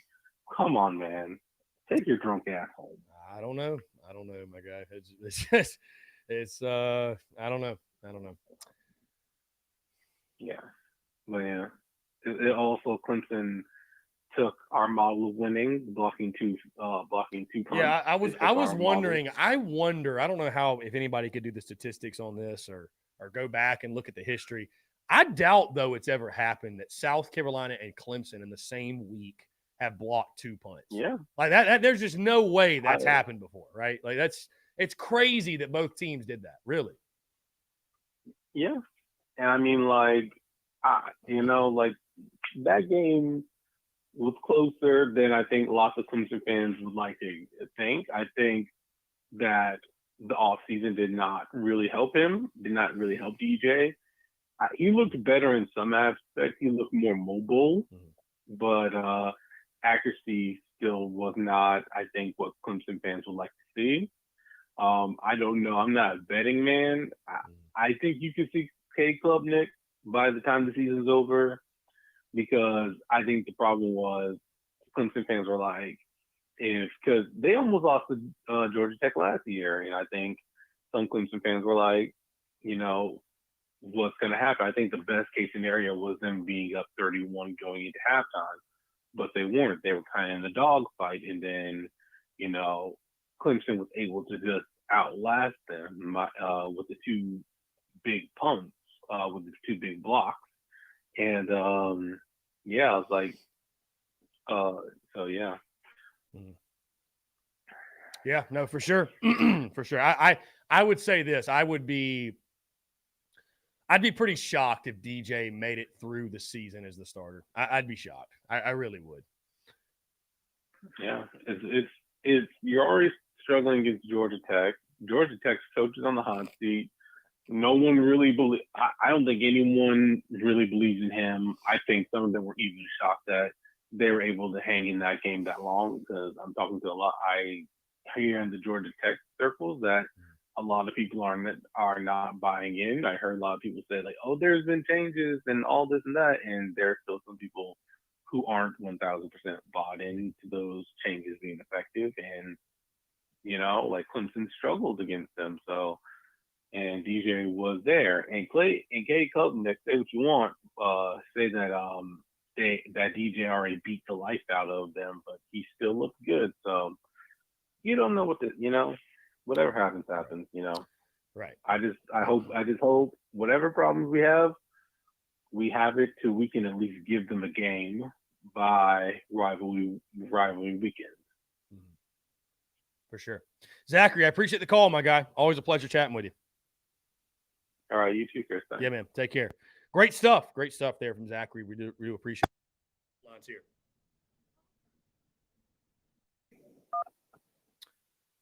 What's going on, man? How are you? What's up, Chris? This is Joey, man. Watch your show every day. I appreciate what you do. I appreciate you, man. Thank you so much for that. What's up? Yeah, man, I was just calling in, looking at the talent, and if we come off with the win against Arkansas, others are going to view it as an upset. I really don't view it that way. I would view it as play into, honestly, our potential. What's your thoughts on that? Well, you label it as an upset because you're the Vegas underdog. You're on the road. But I mean, I to your point, I would agree with you. It's a toss-up game. That's how I viewed it in the preseason. And yeah, most certainly that if you do play up to your potential, then you could argue it that it wouldn't be an upset, right? And it may turn out, right, as the season goes along, especially if you do beat Arkansas and you end up going 8-4, and depending on what Arkansas does, we might look back and say, well, that was never an upset to begin with, right? If we knew then what we know now, right, South Carolina should have been favored. So right now you can't say that, but I hear where you're coming from, that with the pieces we have, if we play to our potential across the board, you could argue and say, no, this game should be a pick 'em, or maybe we should even be favored by a point or two. But I think just going based off what you know right now, what Arkansas did last year, who they had coming back, uncertainties with our football team, things that, like you mentioned, our personnel are we have high hopes for, but they're not proven. That's why Vegas makes the line at what it is. And of course, it also being in Fayetteville, that's why it would be labeled as a quarter. But I certainly would not. I mean, to your point again, I certainly would not label it as like going to Georgia in 2019, right? Where it's just this massive, shocking upset. Right. I mean, if South Carolina beats Arkansas and they do it in a fashion in which, the pieces that are, come together and perform, we will say, okay, we just played better football. Like we had the pieces to win this game. So I do get what you're saying. From the Vegas perspective, it would be an upset. Right. Okay, bro. That's all I wanted to get your thoughts on that, man. I appreciate it. Let's do your show every day. Yeah, man. Thanks again. I appreciate that and appreciate the call and calling anytime, my friend. Really, really good stuff. Thank you so much to him again. And guys, all of you that tune in each and every single day, man, I just cannot say thank you enough. I'm getting texts and comments from people over 100, I guess, tuned in on YouTube right now. And we probably will, guys. I say this, I feel like I've been saying it forever. We probably will at some point transition this show to strictly on YouTube. But because when it comes to, I mean, if you guys, again, I've told you all this before, and it's funny, I actually had somebody tell me this in person on Saturday. But when it comes to the business and what's good for the business, and in regards to, you can't monetize Twitter, you can't monetize Facebook. YouTube, though, YouTube is a platform that you can monetize, right? Because YouTube has their own ads and stuff like that. And certainly YouTube is not like a lead revenue generator for us, but it generates revenue on a monthly basis. So and I'll say this too, though. Honestly, our YouTube platform is superior. That's just my opinion. Here we go. Robbie, what's up, man? How are you? I'm doing fantastic on this Tuesday. How are you doing on this Tuesday? I'm doing well, my friend. Appreciate you asking. I'm just going to let you know ahead of time. You got 9 minutes until Beamer speaks. So I just wanted to give you the heads up. All right. I only need about 5. Hey, take as much time as you like, as long as it's not more than 9 minutes. Okay. I just wanted to say, if with what you said about, back to what you said about the quarterback, right, for Arkansas, right? Mm-hmm. If I was Clayton White, okay, which I'm not, obviously, but if I was Clayton White, this is what I would do, right? Because like you said, he likes to use his legs, right? Mm. And he also can pass, right? If you can make a mobile quarterback one-dimensional and have him second guess on running, you can win a football game against a guy that is that athletic, okay? So if I was Clayton White, right, this is what I would do. I would have one of my linebackers just about every time, spying him. Wherever he goes, follow him. If he goes to the bathroom to take a piss, go. Okay? I don't care. Wherever he goes, go hit him. Okay? I don't care. Robbie said, go hit him in the stall. Go hit him in the stall. If he goes to the concessions to get food, follow him. I don't care. Okay? Contain him, make him uncomfortable, make him scared. Because if you make a QB scared, he's gonna make a mistake. And if he makes a mistake or two, I think we can win this game. And I still believe, like I said several weeks ago before the season started, I feel like if we average 35 or more points, we have the defense to win the football game. And I think that if we can get to 35 points, we can put the game away and leave Arkansas with the W. Yeah. I mean, Robbie, I'd put it at if you can score 24 or more, I think you have a really, really good shot in this game. I really do. I really do. I believe in this defense. I mean, I'm not saying they're not going to have, there's going to be some times this year the matchups are tough, and I'm not saying they're going to be some historically, great defense. I'm not setting the expectations over the top, but I feel confident most weeks this defense is going to give us a chance to win. I really do. So I think if you score 24 or more, I think you got a good shot. I really, really do. You'd feel a lot more comfortable if you get around that 27, 28 range, but 24 or more, I think you got a good chance. So that's what it'll come down to. I mean, it's funny how in college football, though, you think you are really in life, right? You think you have one thing figured out and then something else pops up. And then by the time you get that figured out, it's kind of like being a golfer, right? One day it's your driver, one day it's your putting, one day it's your iron play, one day it's your scrambling, one day it's your short game. As soon as you get one thing figured out, it's something else. But, man, I think our defense will do enough. I think they'll do enough for us to have a shot to win if we can score. Bottom line, if we can move the football offensively and put pressure on Arkansas, I think our defense is going to give us a shot, no question. Right. If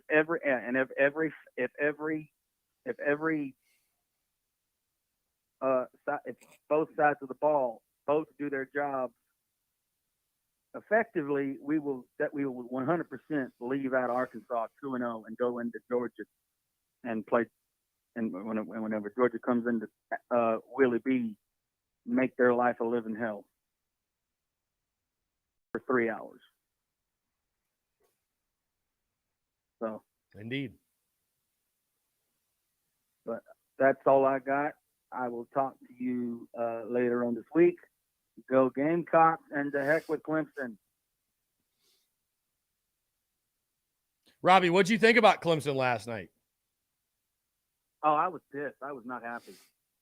They looked like shit early on, though. I know. I was thinking about that too. You know what's funny, Robbie? I had the most random thought last night when I was watching the Clemson game. I thought to myself, how you always say, if we need any groceries or any plants or whatever the hell you say, we'll give you a call. But otherwise, we don't need you. What is it you say again? Just stick. But only thing Clemson graduates are good for is knowing how to grow groceries and milk cows and breed chickens. That's all they're good for. That's it. I love that. Anyways, I will. You have a great rest of your day, and I will talk to you tomorrow. And I will give you my. I know I already gave you my full-blown season prediction. Mm-hmm. Yeah. But Thursday I will give you my score prediction for Saturday. Love it. Gotta have it, Robbie. I look forward to that, man. Look forward to chatting with you every day, man. I appreciate you. Appreciate you too, man. Have a good one. Yeah, man. You too. Take care. Great stuff from the legend, Robbie Davis. My guy John says, if both sides do their job, we will indeed win. Facts. If we win, John, in all three facets of the ball game, we'll win the football game. We will win the football game. Anyways, guys, we're about to jump into, you don't have to go anywhere. We're about to jump into Shane Beamer's weekly presser. So stay right here for that if you do want to tune in. Oh, by the way, guys, I forgot. God, look at me. I forgot to tell you about our friends over at Prize Picks, because the Daily Crow is brought to you by our friends at Prize Picks. You see the logo.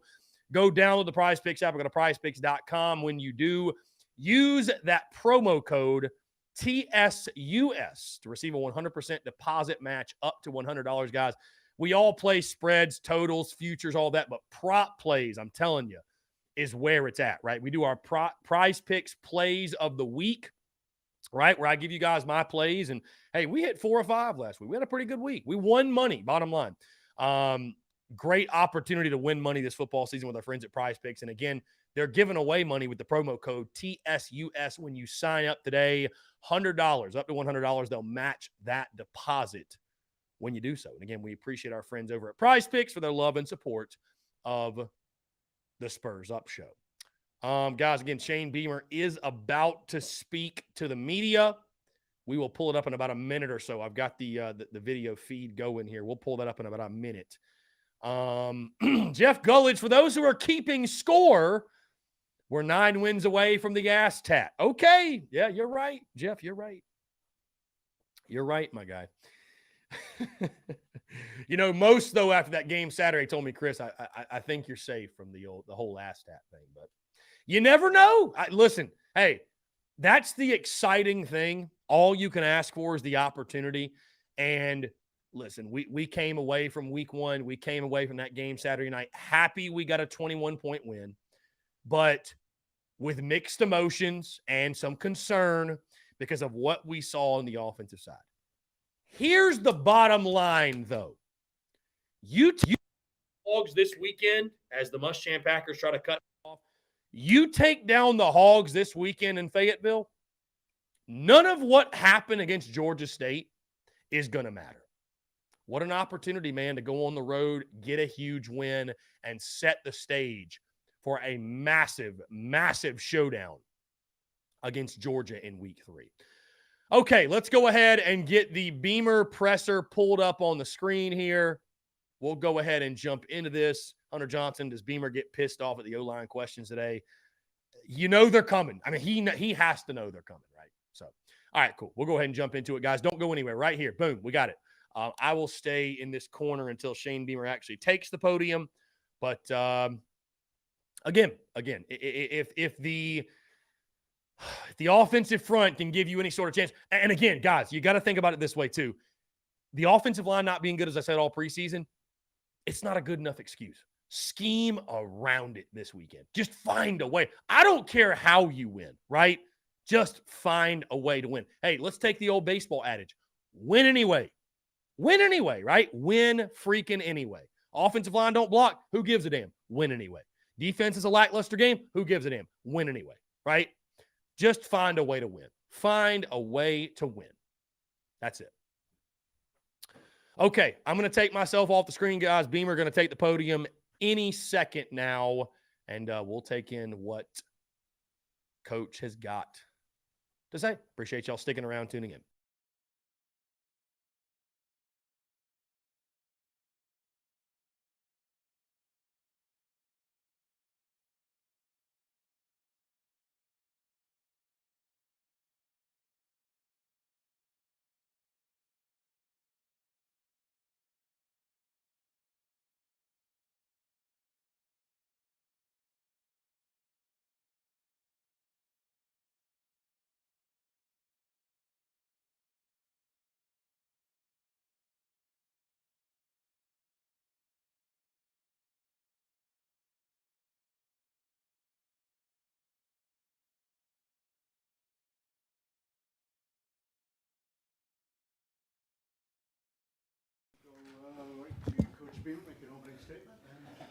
Appreciate it. Sorry to keep you all waiting. Chris Culliver is here today, so I was down the hall catching up with him. Told him I think the last time I went out to Fayetteville, he was on the team with us back in 2010. No, me. I wasn't here in 13. Come on, Steve. Last time we went out there, I think he was with us. So wish he was going out there. Maybe 9, whenever it was. I think it was an odd number year. But it was great seeing Chris. So sorry to keep you guys waiting. Excited to get out here and open up SEC play this week against a really, really, really good team. Beat a really good Cincinnati team on Saturday. So many weapons offensively. You just look at them with the quarterback and 245-pound quarterback and a 225-pound running back and a big physical offensive line. They got a 6'9" offensive tackle out there. They're large, obviously, and then they got weapons also. I mean, the tight end's a really good player. They got multiple backs. The receivers, both starting receivers I've been with. Matt Landers was with us at Georgia, and he's had a great career, transferred in there and is doing a nice job for him. Jaden Hazelwood, I was with Jaden at Oklahoma. He's doing a great job for him as well. So we've got a real challenge. And then, defensively, just it jumps off tape. The whole team, the effort they play with, the physicality they play with. But you watch them on defense, size up front, and Bumper Pool, the linebacker, just a fabulous player. Drew Sanders, I remember who's the other linebacker for him now that transferred in from Alabama. I can remember being at Georgia, and Drew was a freshman, I want to say, in high school, and we had him at camp in Georgia and knew that he was going to be an absolute freak once he graduated, and that's what he was. We recruited the heck out of him at Oklahoma and were crushed when we didn't get him at Oklahoma. Felt like he could be a guy that could play offense, defense, whatever he wanted at Oklahoma, and went to Alabama, and now he's at Arkansas, and then a really good secondary also. So will be a big challenge for us. Sam Pittman has done an amazing job there, elevating that program since he came in. Ton of respect for Sam. Even before we coached together at Georgia, always knew or heard the name Sam Pittman going back to when I was here at Carolina, and we were recruiting Robert Quinn from Fort Dorchester, and we lost him to North Carolina, and the guy recruiting him was Sam Pittman. I remember thinking, how in the heck did the offensive line coach at North Carolina just get Robert Quinn to come to Chapel Hill? And he did. So knew of him then, and then got the opportunity to work with him at Georgia. Learned so much from him. He was a huge help to me in my career when I got hired at Georgia by Kirby. I had never coached tight ends before in my life. I'd coached defense here and coached running backs at Virginia Tech. So I was the special teams coordinator at Georgia, but I was also the tight ends coach. And I was very, I was definitely a rookie there because I never coached tight ends. And Sam helped me so much, just being the offensive line coach. The offensive line coach and the tight end coach worked very closely together, and he was very patient and taught me a lot about offensive line play and tight end play, and learned a lot from him. Got a ton of respect for him. We lived in the same neighborhood in Athens, and he's a good friend and someone that I always pull for. So happy for his success, and he's got a really good team that plays really, really hard and has taken on his personality. It'll be a big challenge for us Saturday. We know it's going to be a great atmosphere as well. I haven't been there in a while, but I've been there a bunch early on in my career, either at Mississippi State. Well, Mississippi State, we played them in Little Rock, but going back when I was here at Carolina, and then I was thinking about it earlier, the first time I ever went out there I was a GA at Tennessee in 2001, and that was the Saturday before the tragedy of 9/11. A few days later, that was the last game I was a part of before 9/11. We went out there on a Saturday night at Tennessee and won. I think we had a weather delay, and then 9/11 happened a few days later. So been a long time. I know they've made a bunch of improvements and enhancements to that stadium, and excited to get out there. We've got to have a great week of practice and give ourselves the opportunity to go out there and play well. Got off to a good start this morning. Then real quick, injury-wise, no real updates. Christian Bill Smith practiced this morning. Expect him to go. Corey Rucker, I'd say, is very doubtful again this week. And then Ja'Kai Moore and R.J. Roderick, both, I would say are questionable for this week as well. We're waiting to get some results back on RJ. He's okay. Just waiting to see kind of his pain tolerance as we go forward. But optimistic we'll see both those guys. But they need to have a good day of practice tomorrow, and then we'll see what happens Saturday. So Dave, what you got? Don't even have to ask anymore or say questions. Just go to Dave. Shane, a couple. With Sherrod Green, is he okay? Sherrod Green? Yeah. Yes, he's fine. Okay. And then when it comes to special teams coaching at practice every day, yeah, how much do you put your nose in there like during the daily drills, and how much do you leave to Pete? I'd say I put my nose in everything, and that's not trying to micromanage Pete. It's just what I've always done. But I would say, excuse me, with everything, David.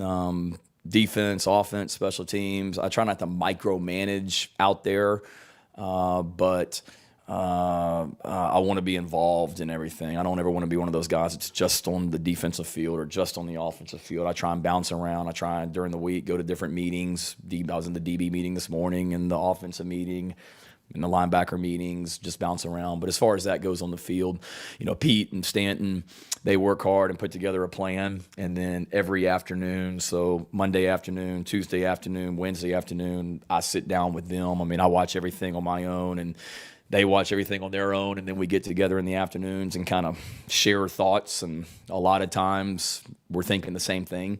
And so before we go out there on the practice field, I know exactly what we're doing. We've discussed it. Then we meet individually. Then we have a staff meeting each day. And then after the staff meeting, Pete has the coaches on our staff. Every coach is involved on special teams except for really Sat and Clayton. Every coach is involved. So we meet as a special team staff every afternoon after the main staff meeting. And then when we get out there on the practice field, every coach is coaching their individual positions, responsibilities, and then I, try and bounce around and let those guys coach, let the guys play, but I'm certainly involved. But it's Pete's, show. I mean, obviously, offense, defense, special teams, I'm the head coach and oversee everything, but I've hired 3 really good coordinators and a great coaching staff, and I let those guys coach. If Christian is able to go this week, just how vital will that be for this running game to have a guy that's just played a lot of ball, seen a lot of stuff? Yeah, for sure. Just his experience, his size that he brings. He's a downhill runner that's produced at Wake Forest and had a lot of really big games. So we certainly could use his maturity and his experience. But, if not, we got tons of confidence in Marshawn, obviously. We've got tons of confidence in Juju, tons of confidence. And, Jaheim Bell carried the ball some last week as well. So we'll have, we'll be ready to go, whatever, but getting CBS back would be, awesome. Just added depth. He's a great special teams player as well, and then just the maturity he brings to that room. You were talking during camp about trying to simulate road situations, moving practices, periods around music, different things like that. How does that kind of translate into an actual road trip and getting ready for, especially an 11 a.m. kickoff out there? Yeah.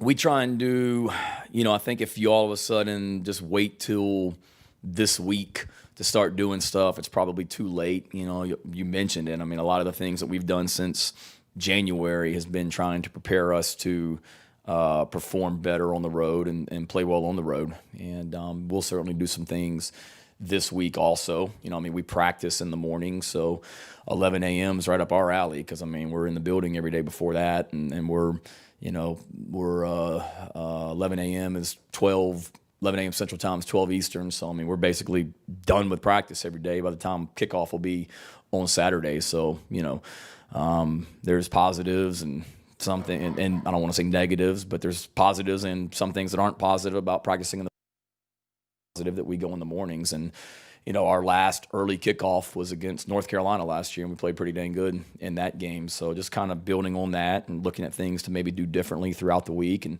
on the trip. But at the end of the day, whether you're home, away, 11 a.m., 11 p.m., full stadium, empty stadium, it doesn't matter. We talk about it. It's about us, and we control, what happens, and we do that by preparing the right way, having a great practice today, and then coming back tomorrow and doing it again, and then putting the pieces or putting the steps in place to then allow you to go perform well on Saturday. Hey, Shane, we've been hearing for years now that the most improvement is between game 1 and game 2. Over the course of your career, is that really true? and also, when you look at first game mistakes, are they mainly mental or physical? As far as the week 1 to week 2, I'd say I don't know if it's always accurate because we've won some week 1s and lost some week 2s, but I do think it is the improvement that you're able to make because you finally play a game. You really know what you need to correct, and maybe we thought we were this was going to be something we were good at or whatnot, and maybe it's not quite what we thought, or thought this guy would maybe handle this better and he didn't. So you have a better idea about yourself. So I think you're better prepared going into week 2 than you are week 1. You have a better understanding of how we do things. You try and prepare the guys for what the hotel's like and what the game day routine is like, but you don't actually do it for real until game day. So now this week will be not the first time we've done it. First time we've done it on a road. So you just have a better understanding from that standpoint, week 1 to week 2. And we will be better than what we were last week, but we won't be as good as we hope to be. I mean, we're constantly improving on this 12 guaranteed game opportunity, and this is the next step. And then as far as the mental and physical, I'd say a little bit of both, Rick. I mean, there were some just offensively and defensively, there were some mental mistakes the other night. One of Georgia State's long runs that popped out of there was a mental error on the defense. We had a miscommunication on calls. One guy thought one thing, one guy thought another thing. We were playing a couple different things, and a run spit out of there for an explosive run in the fourth quarter. That's mental. We lost contain on the quarterback one time because, an edge player for us rushed, and instead of keeping his outside arm free, kind of lost his outside arm, and the quarterback scooted out of there. To me, that's physical. Offensively, we got the quarterback got pressure one time because they brought the corner and we didn't block it like we were supposed to, and we got an unblocked player back there. That's mental. We had an issue where, somebody got beat at wide receiver tight end out in space on the perimeter blocking. That's physical, so both, to answer your question. And we've got to coach better and play better this week. There's no doubt about it, in all 3 phases. Because as good as special teams were, there's a lot to clean up on special teams as well. Hey, Coach. You talked about Marshawn's impact with CBS being out. You guys go to him for both those offensive touchdowns on Saturday. Why is he kind of the go-to guy in those clutch moments for this offense right now? I think he, one, knows what to do and can execute and whatnot. And then I think a lot of that, Emily, is just he happened to be in there at the right time too. He if it had been Juju or somebody out wide on that touchdown pass, he would have gotten the ball thrown to him because, go back to mental, physical. I'm assuming Georgia State wanted somebody to buzz out to the flat to handle that and didn't.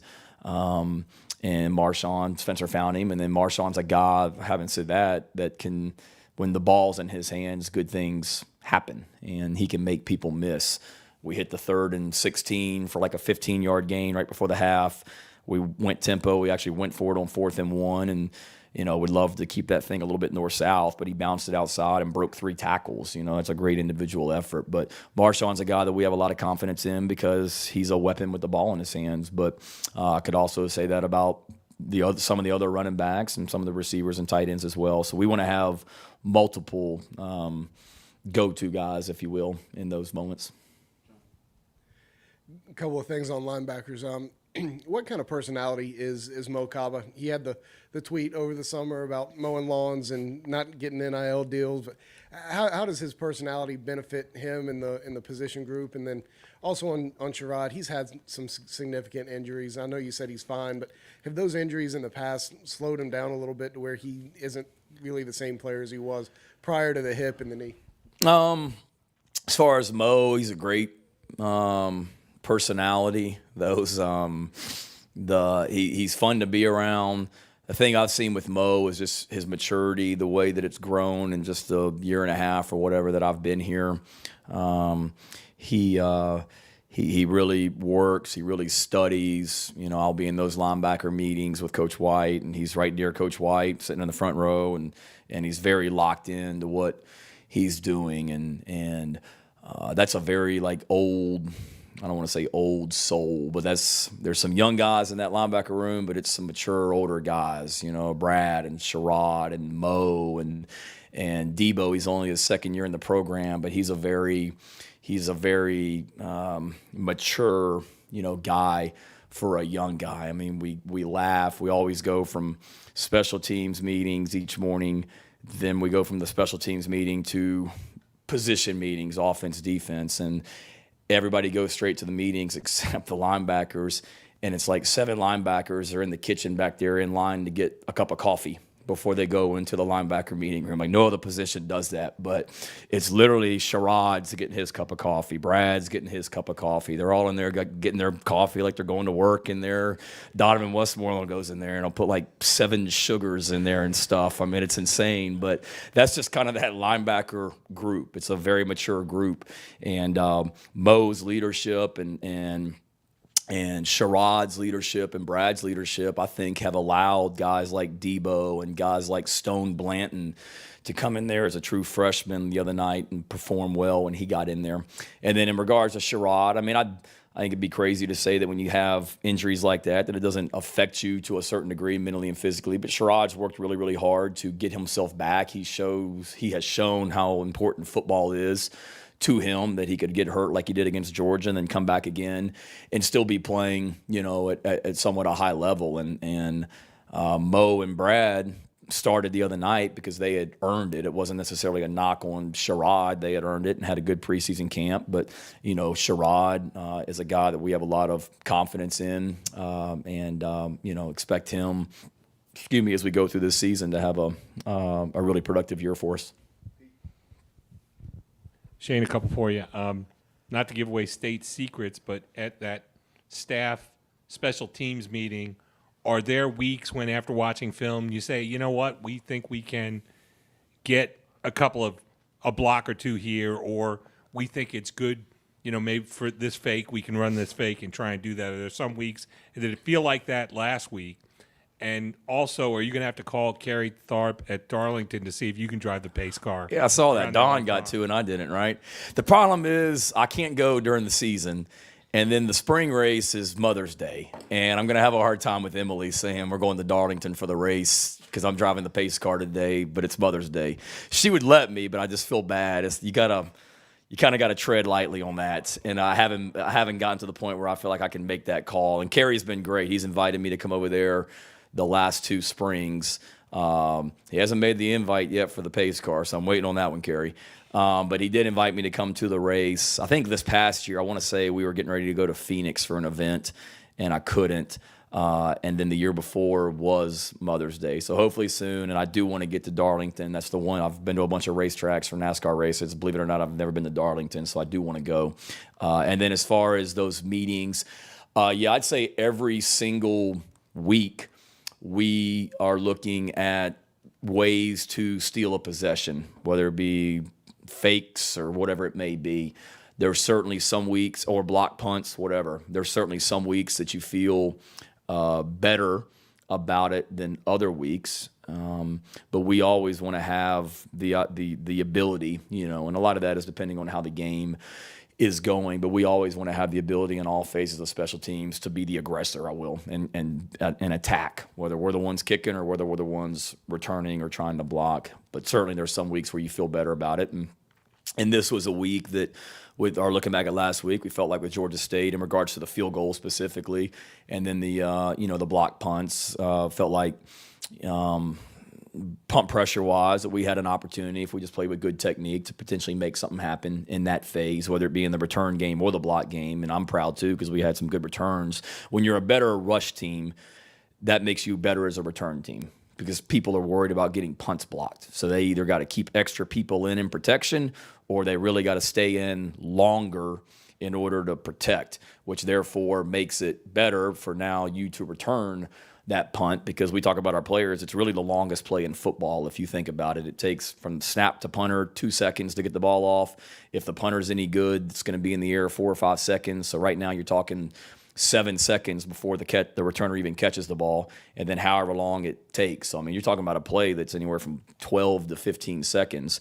And the more that teams are worried about protecting, that makes it easier on Josh Van and our returners back there because there's not as many people down there, and you can get some returns going. That's why my dad was so good on special teams, because they were so good at blocking. People were worried about that, and next thing you know, they were turning them for touchdowns. And then you're trying to get more people out in coverage to keep them from returning them for touchdowns, and now you're blocking punts again.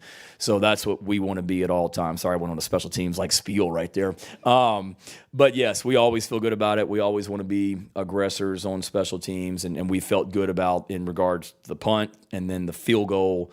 That if Georgia State lined up the way we thought they would, and they don't always do that, but we were hoping they would, and they did, and we were able to take advantage of it on the field goal. Shane, you may not want to say who is actually mimicking KJ Jefferson, but is there a way to actually mimic a guy who's 6'3", 240 or whatever he is? There's not. To be that big, but to be able to people just bounce off of him back there, and the way that he's able to, in the run game, run the football like he does, but then also in the passing game to be able to sit back there and take hits and throw the ball downfield, or to have people bounce off of him. He's able to scramble, but he keeps his eyes downfield and he's able to throw. No, I mean, we'd have to take, I don't know who, one of our defensive ends, and make him a quarterback. For us, it's just emphasizing 11 hats to the ball and gang tackling and getting people around him, and let's do a good job of understanding their schemes and being in the right place, being in the right gaps, and then rally to them, because it's going to take all 11 to rally to that ball to get him down, and all their guys, not just him. I mean, when you talk about the backs that are 220 plus pounds as well that can carry the football, that's it's a problem. I mean, the other day against Cincinnati scores to cut it to 7. Arkansas gets the ball back with 6.5 minutes left and runs out the clock. Like, Cincinnati doesn't get the ball back again. Arkansas just takes 6.5 minutes off the clock because Cincinnati couldn't get a stop. So we've got to do a great job this week, without a doubt. Correct me if I'm wrong. Were you on the staff when y'all went to Arkansas and Darren McFadden went for like 340 yards? Sorry, I know that's not the most fun memory, but yeah, thanks. No, I was. I think that was my first year, 2007. 2007. Yeah, McFadden, Peyton Hillis, and that was Felix Jones. Yeah, I think they each ran for like 500 yards apiece. My favorite memory of that game is I'm coaching defense, and I was coaching defense and special teams. And I'm a young coach. It's my first year on the staff. I mean, I'm coaching defense, but I'm taking a back seat to the older coaches on that defensive staff. And I'll never forget, this was after they've gone up and down the field on us, and I don't want to name names, but the defensive coordinator's on the field, and he's talking to one of the coaches in the press box. This is like second quarter. Or no, actually, I think it's early first quarter, and we can't stop them. It's obvious. And the defensive coordinator is talking to one of the coaches in the box, and the coach in the box is like, hang on a second, just don't say anything. I'm up here drawing. And the coordinator's like, you're up here drawing? He's like, yeah, I'm putting together a plan here that we can do some stuff to try and stop them. And I'm like, oh, crap. Like, if we're up here drawing stuff up on paper right now in the middle of the first quarter, we're in for a long night. And we were. That was a long night in Fayetteville, and hopefully we play a lot better defensively than what we did that night. David remembers those nights. Or that night. Yeah, at least. I think they ran for like 700 as a team or something. Yeah, Coach, going back to Jefferson, you mentioned, of course, his size makes it hard for him to bring down, but, of course, the running scheme as a whole, yeah. Raheem Sanders back there. How much of that do you think is, just how difficult it is to bring those players down, and how much of it is the line play? Like, just kind of what makes that rushing attack so effective for them and maybe difficult to defend also? Yeah, they do a great job. Did you have a question on that, or were you just – Yeah, unfortunately I do. So, sorry. You asked me, and it was like a mental, like, automatically, like, it takes me back to that night. That was a long night. But yeah, we that was tough. That was tough. But yes, I was on that staff. Thank you. And I think we went out there 2 years later. That was an afternoon game. I think we won in 9 out there. Maybe not. I don't know. They faked the field goal, or they faked the punt against us. I remember that over there on our sideline, and we got to stop. Their run scheme, no, they do a great job coaching, for one.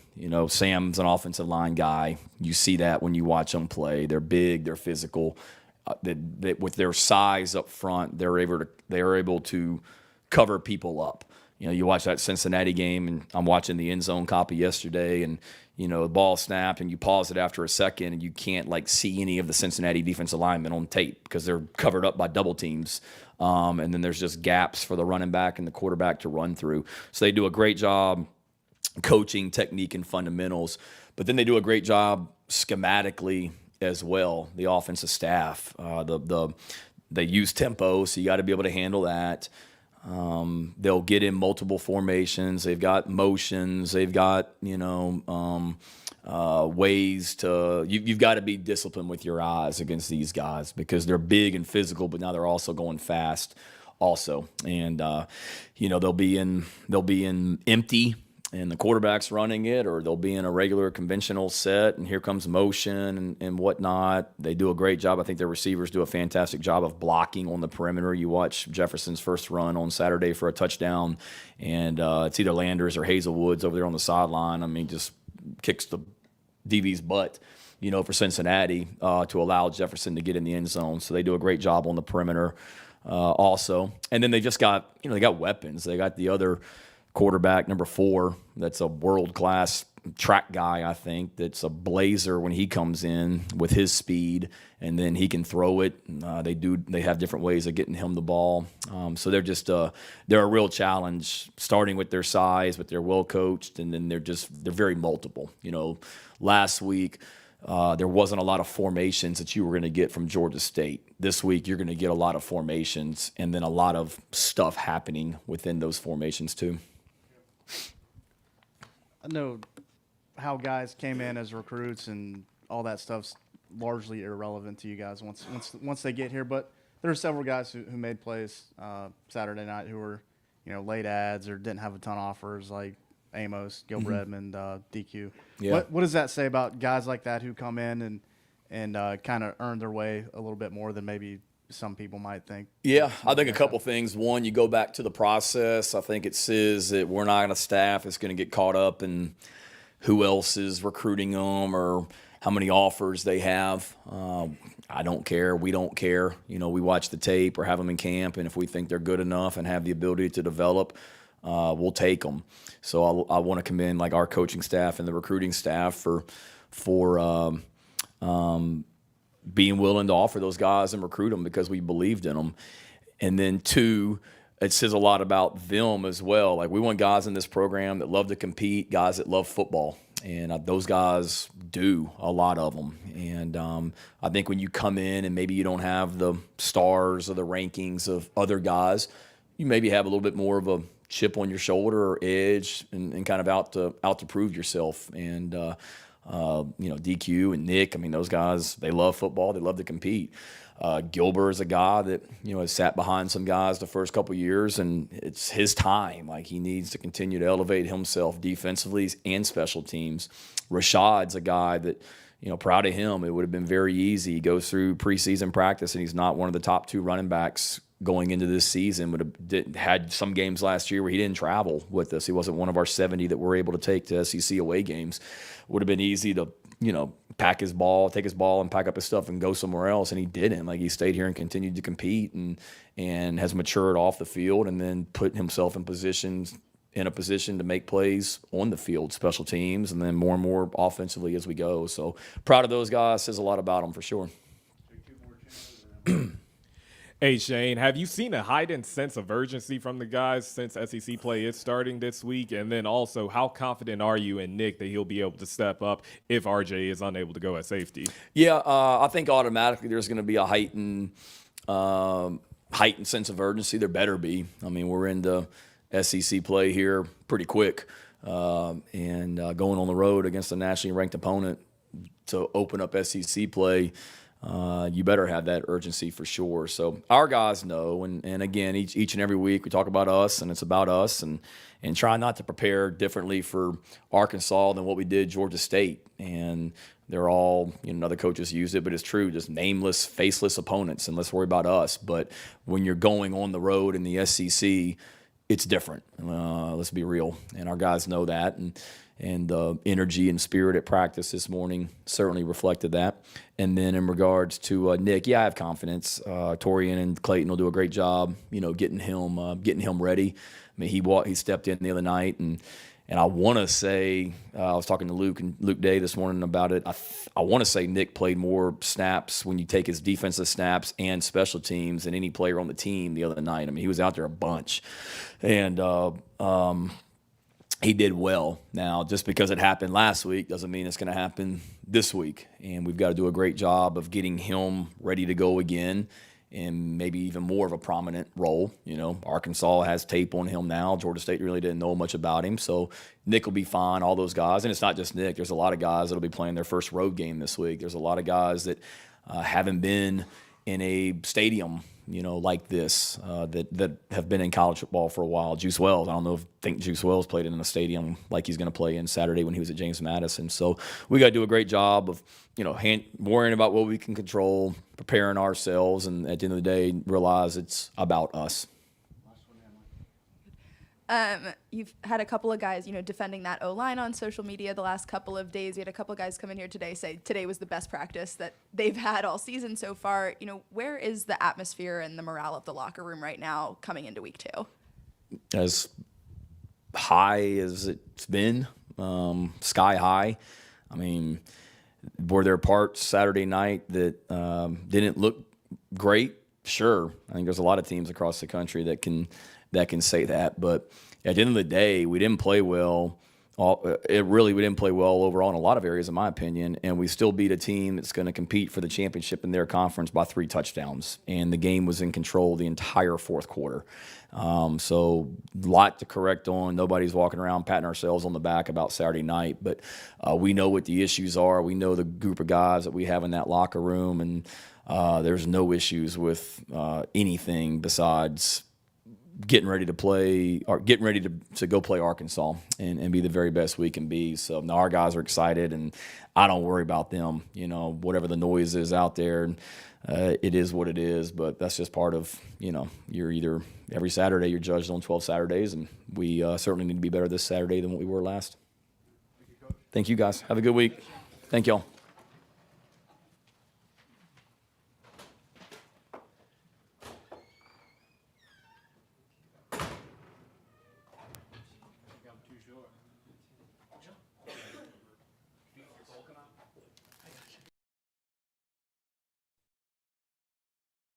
Okay, guys, that's going to do it. Appreciate you all tuning in. Shane Beamer, very interesting comments. Speaking to the media, SEC play begins this weekend. I know we're all excited. Of course, podcast will drop tomorrow. TDC all week long. We are live here noon to 2 on the Daily Crow. Guys, again, thank you all so much for tuning in. We have hit 2 o'clock. Again, stay tuned for the podcast tomorrow. TDC via podcast form will be available at 3 o'clock today. So if you want to go back and listen, if you missed anything, it'll be there. iTunes, Spotify, everywhere you get your podcasts. Other than that, man, stay tuned for all the content bleeding out the eyeballs. Folks, appreciate you all tuning in. Thank you all so much. Have a fantastic rest of your Tuesday, and we will talk to you all tomorrow.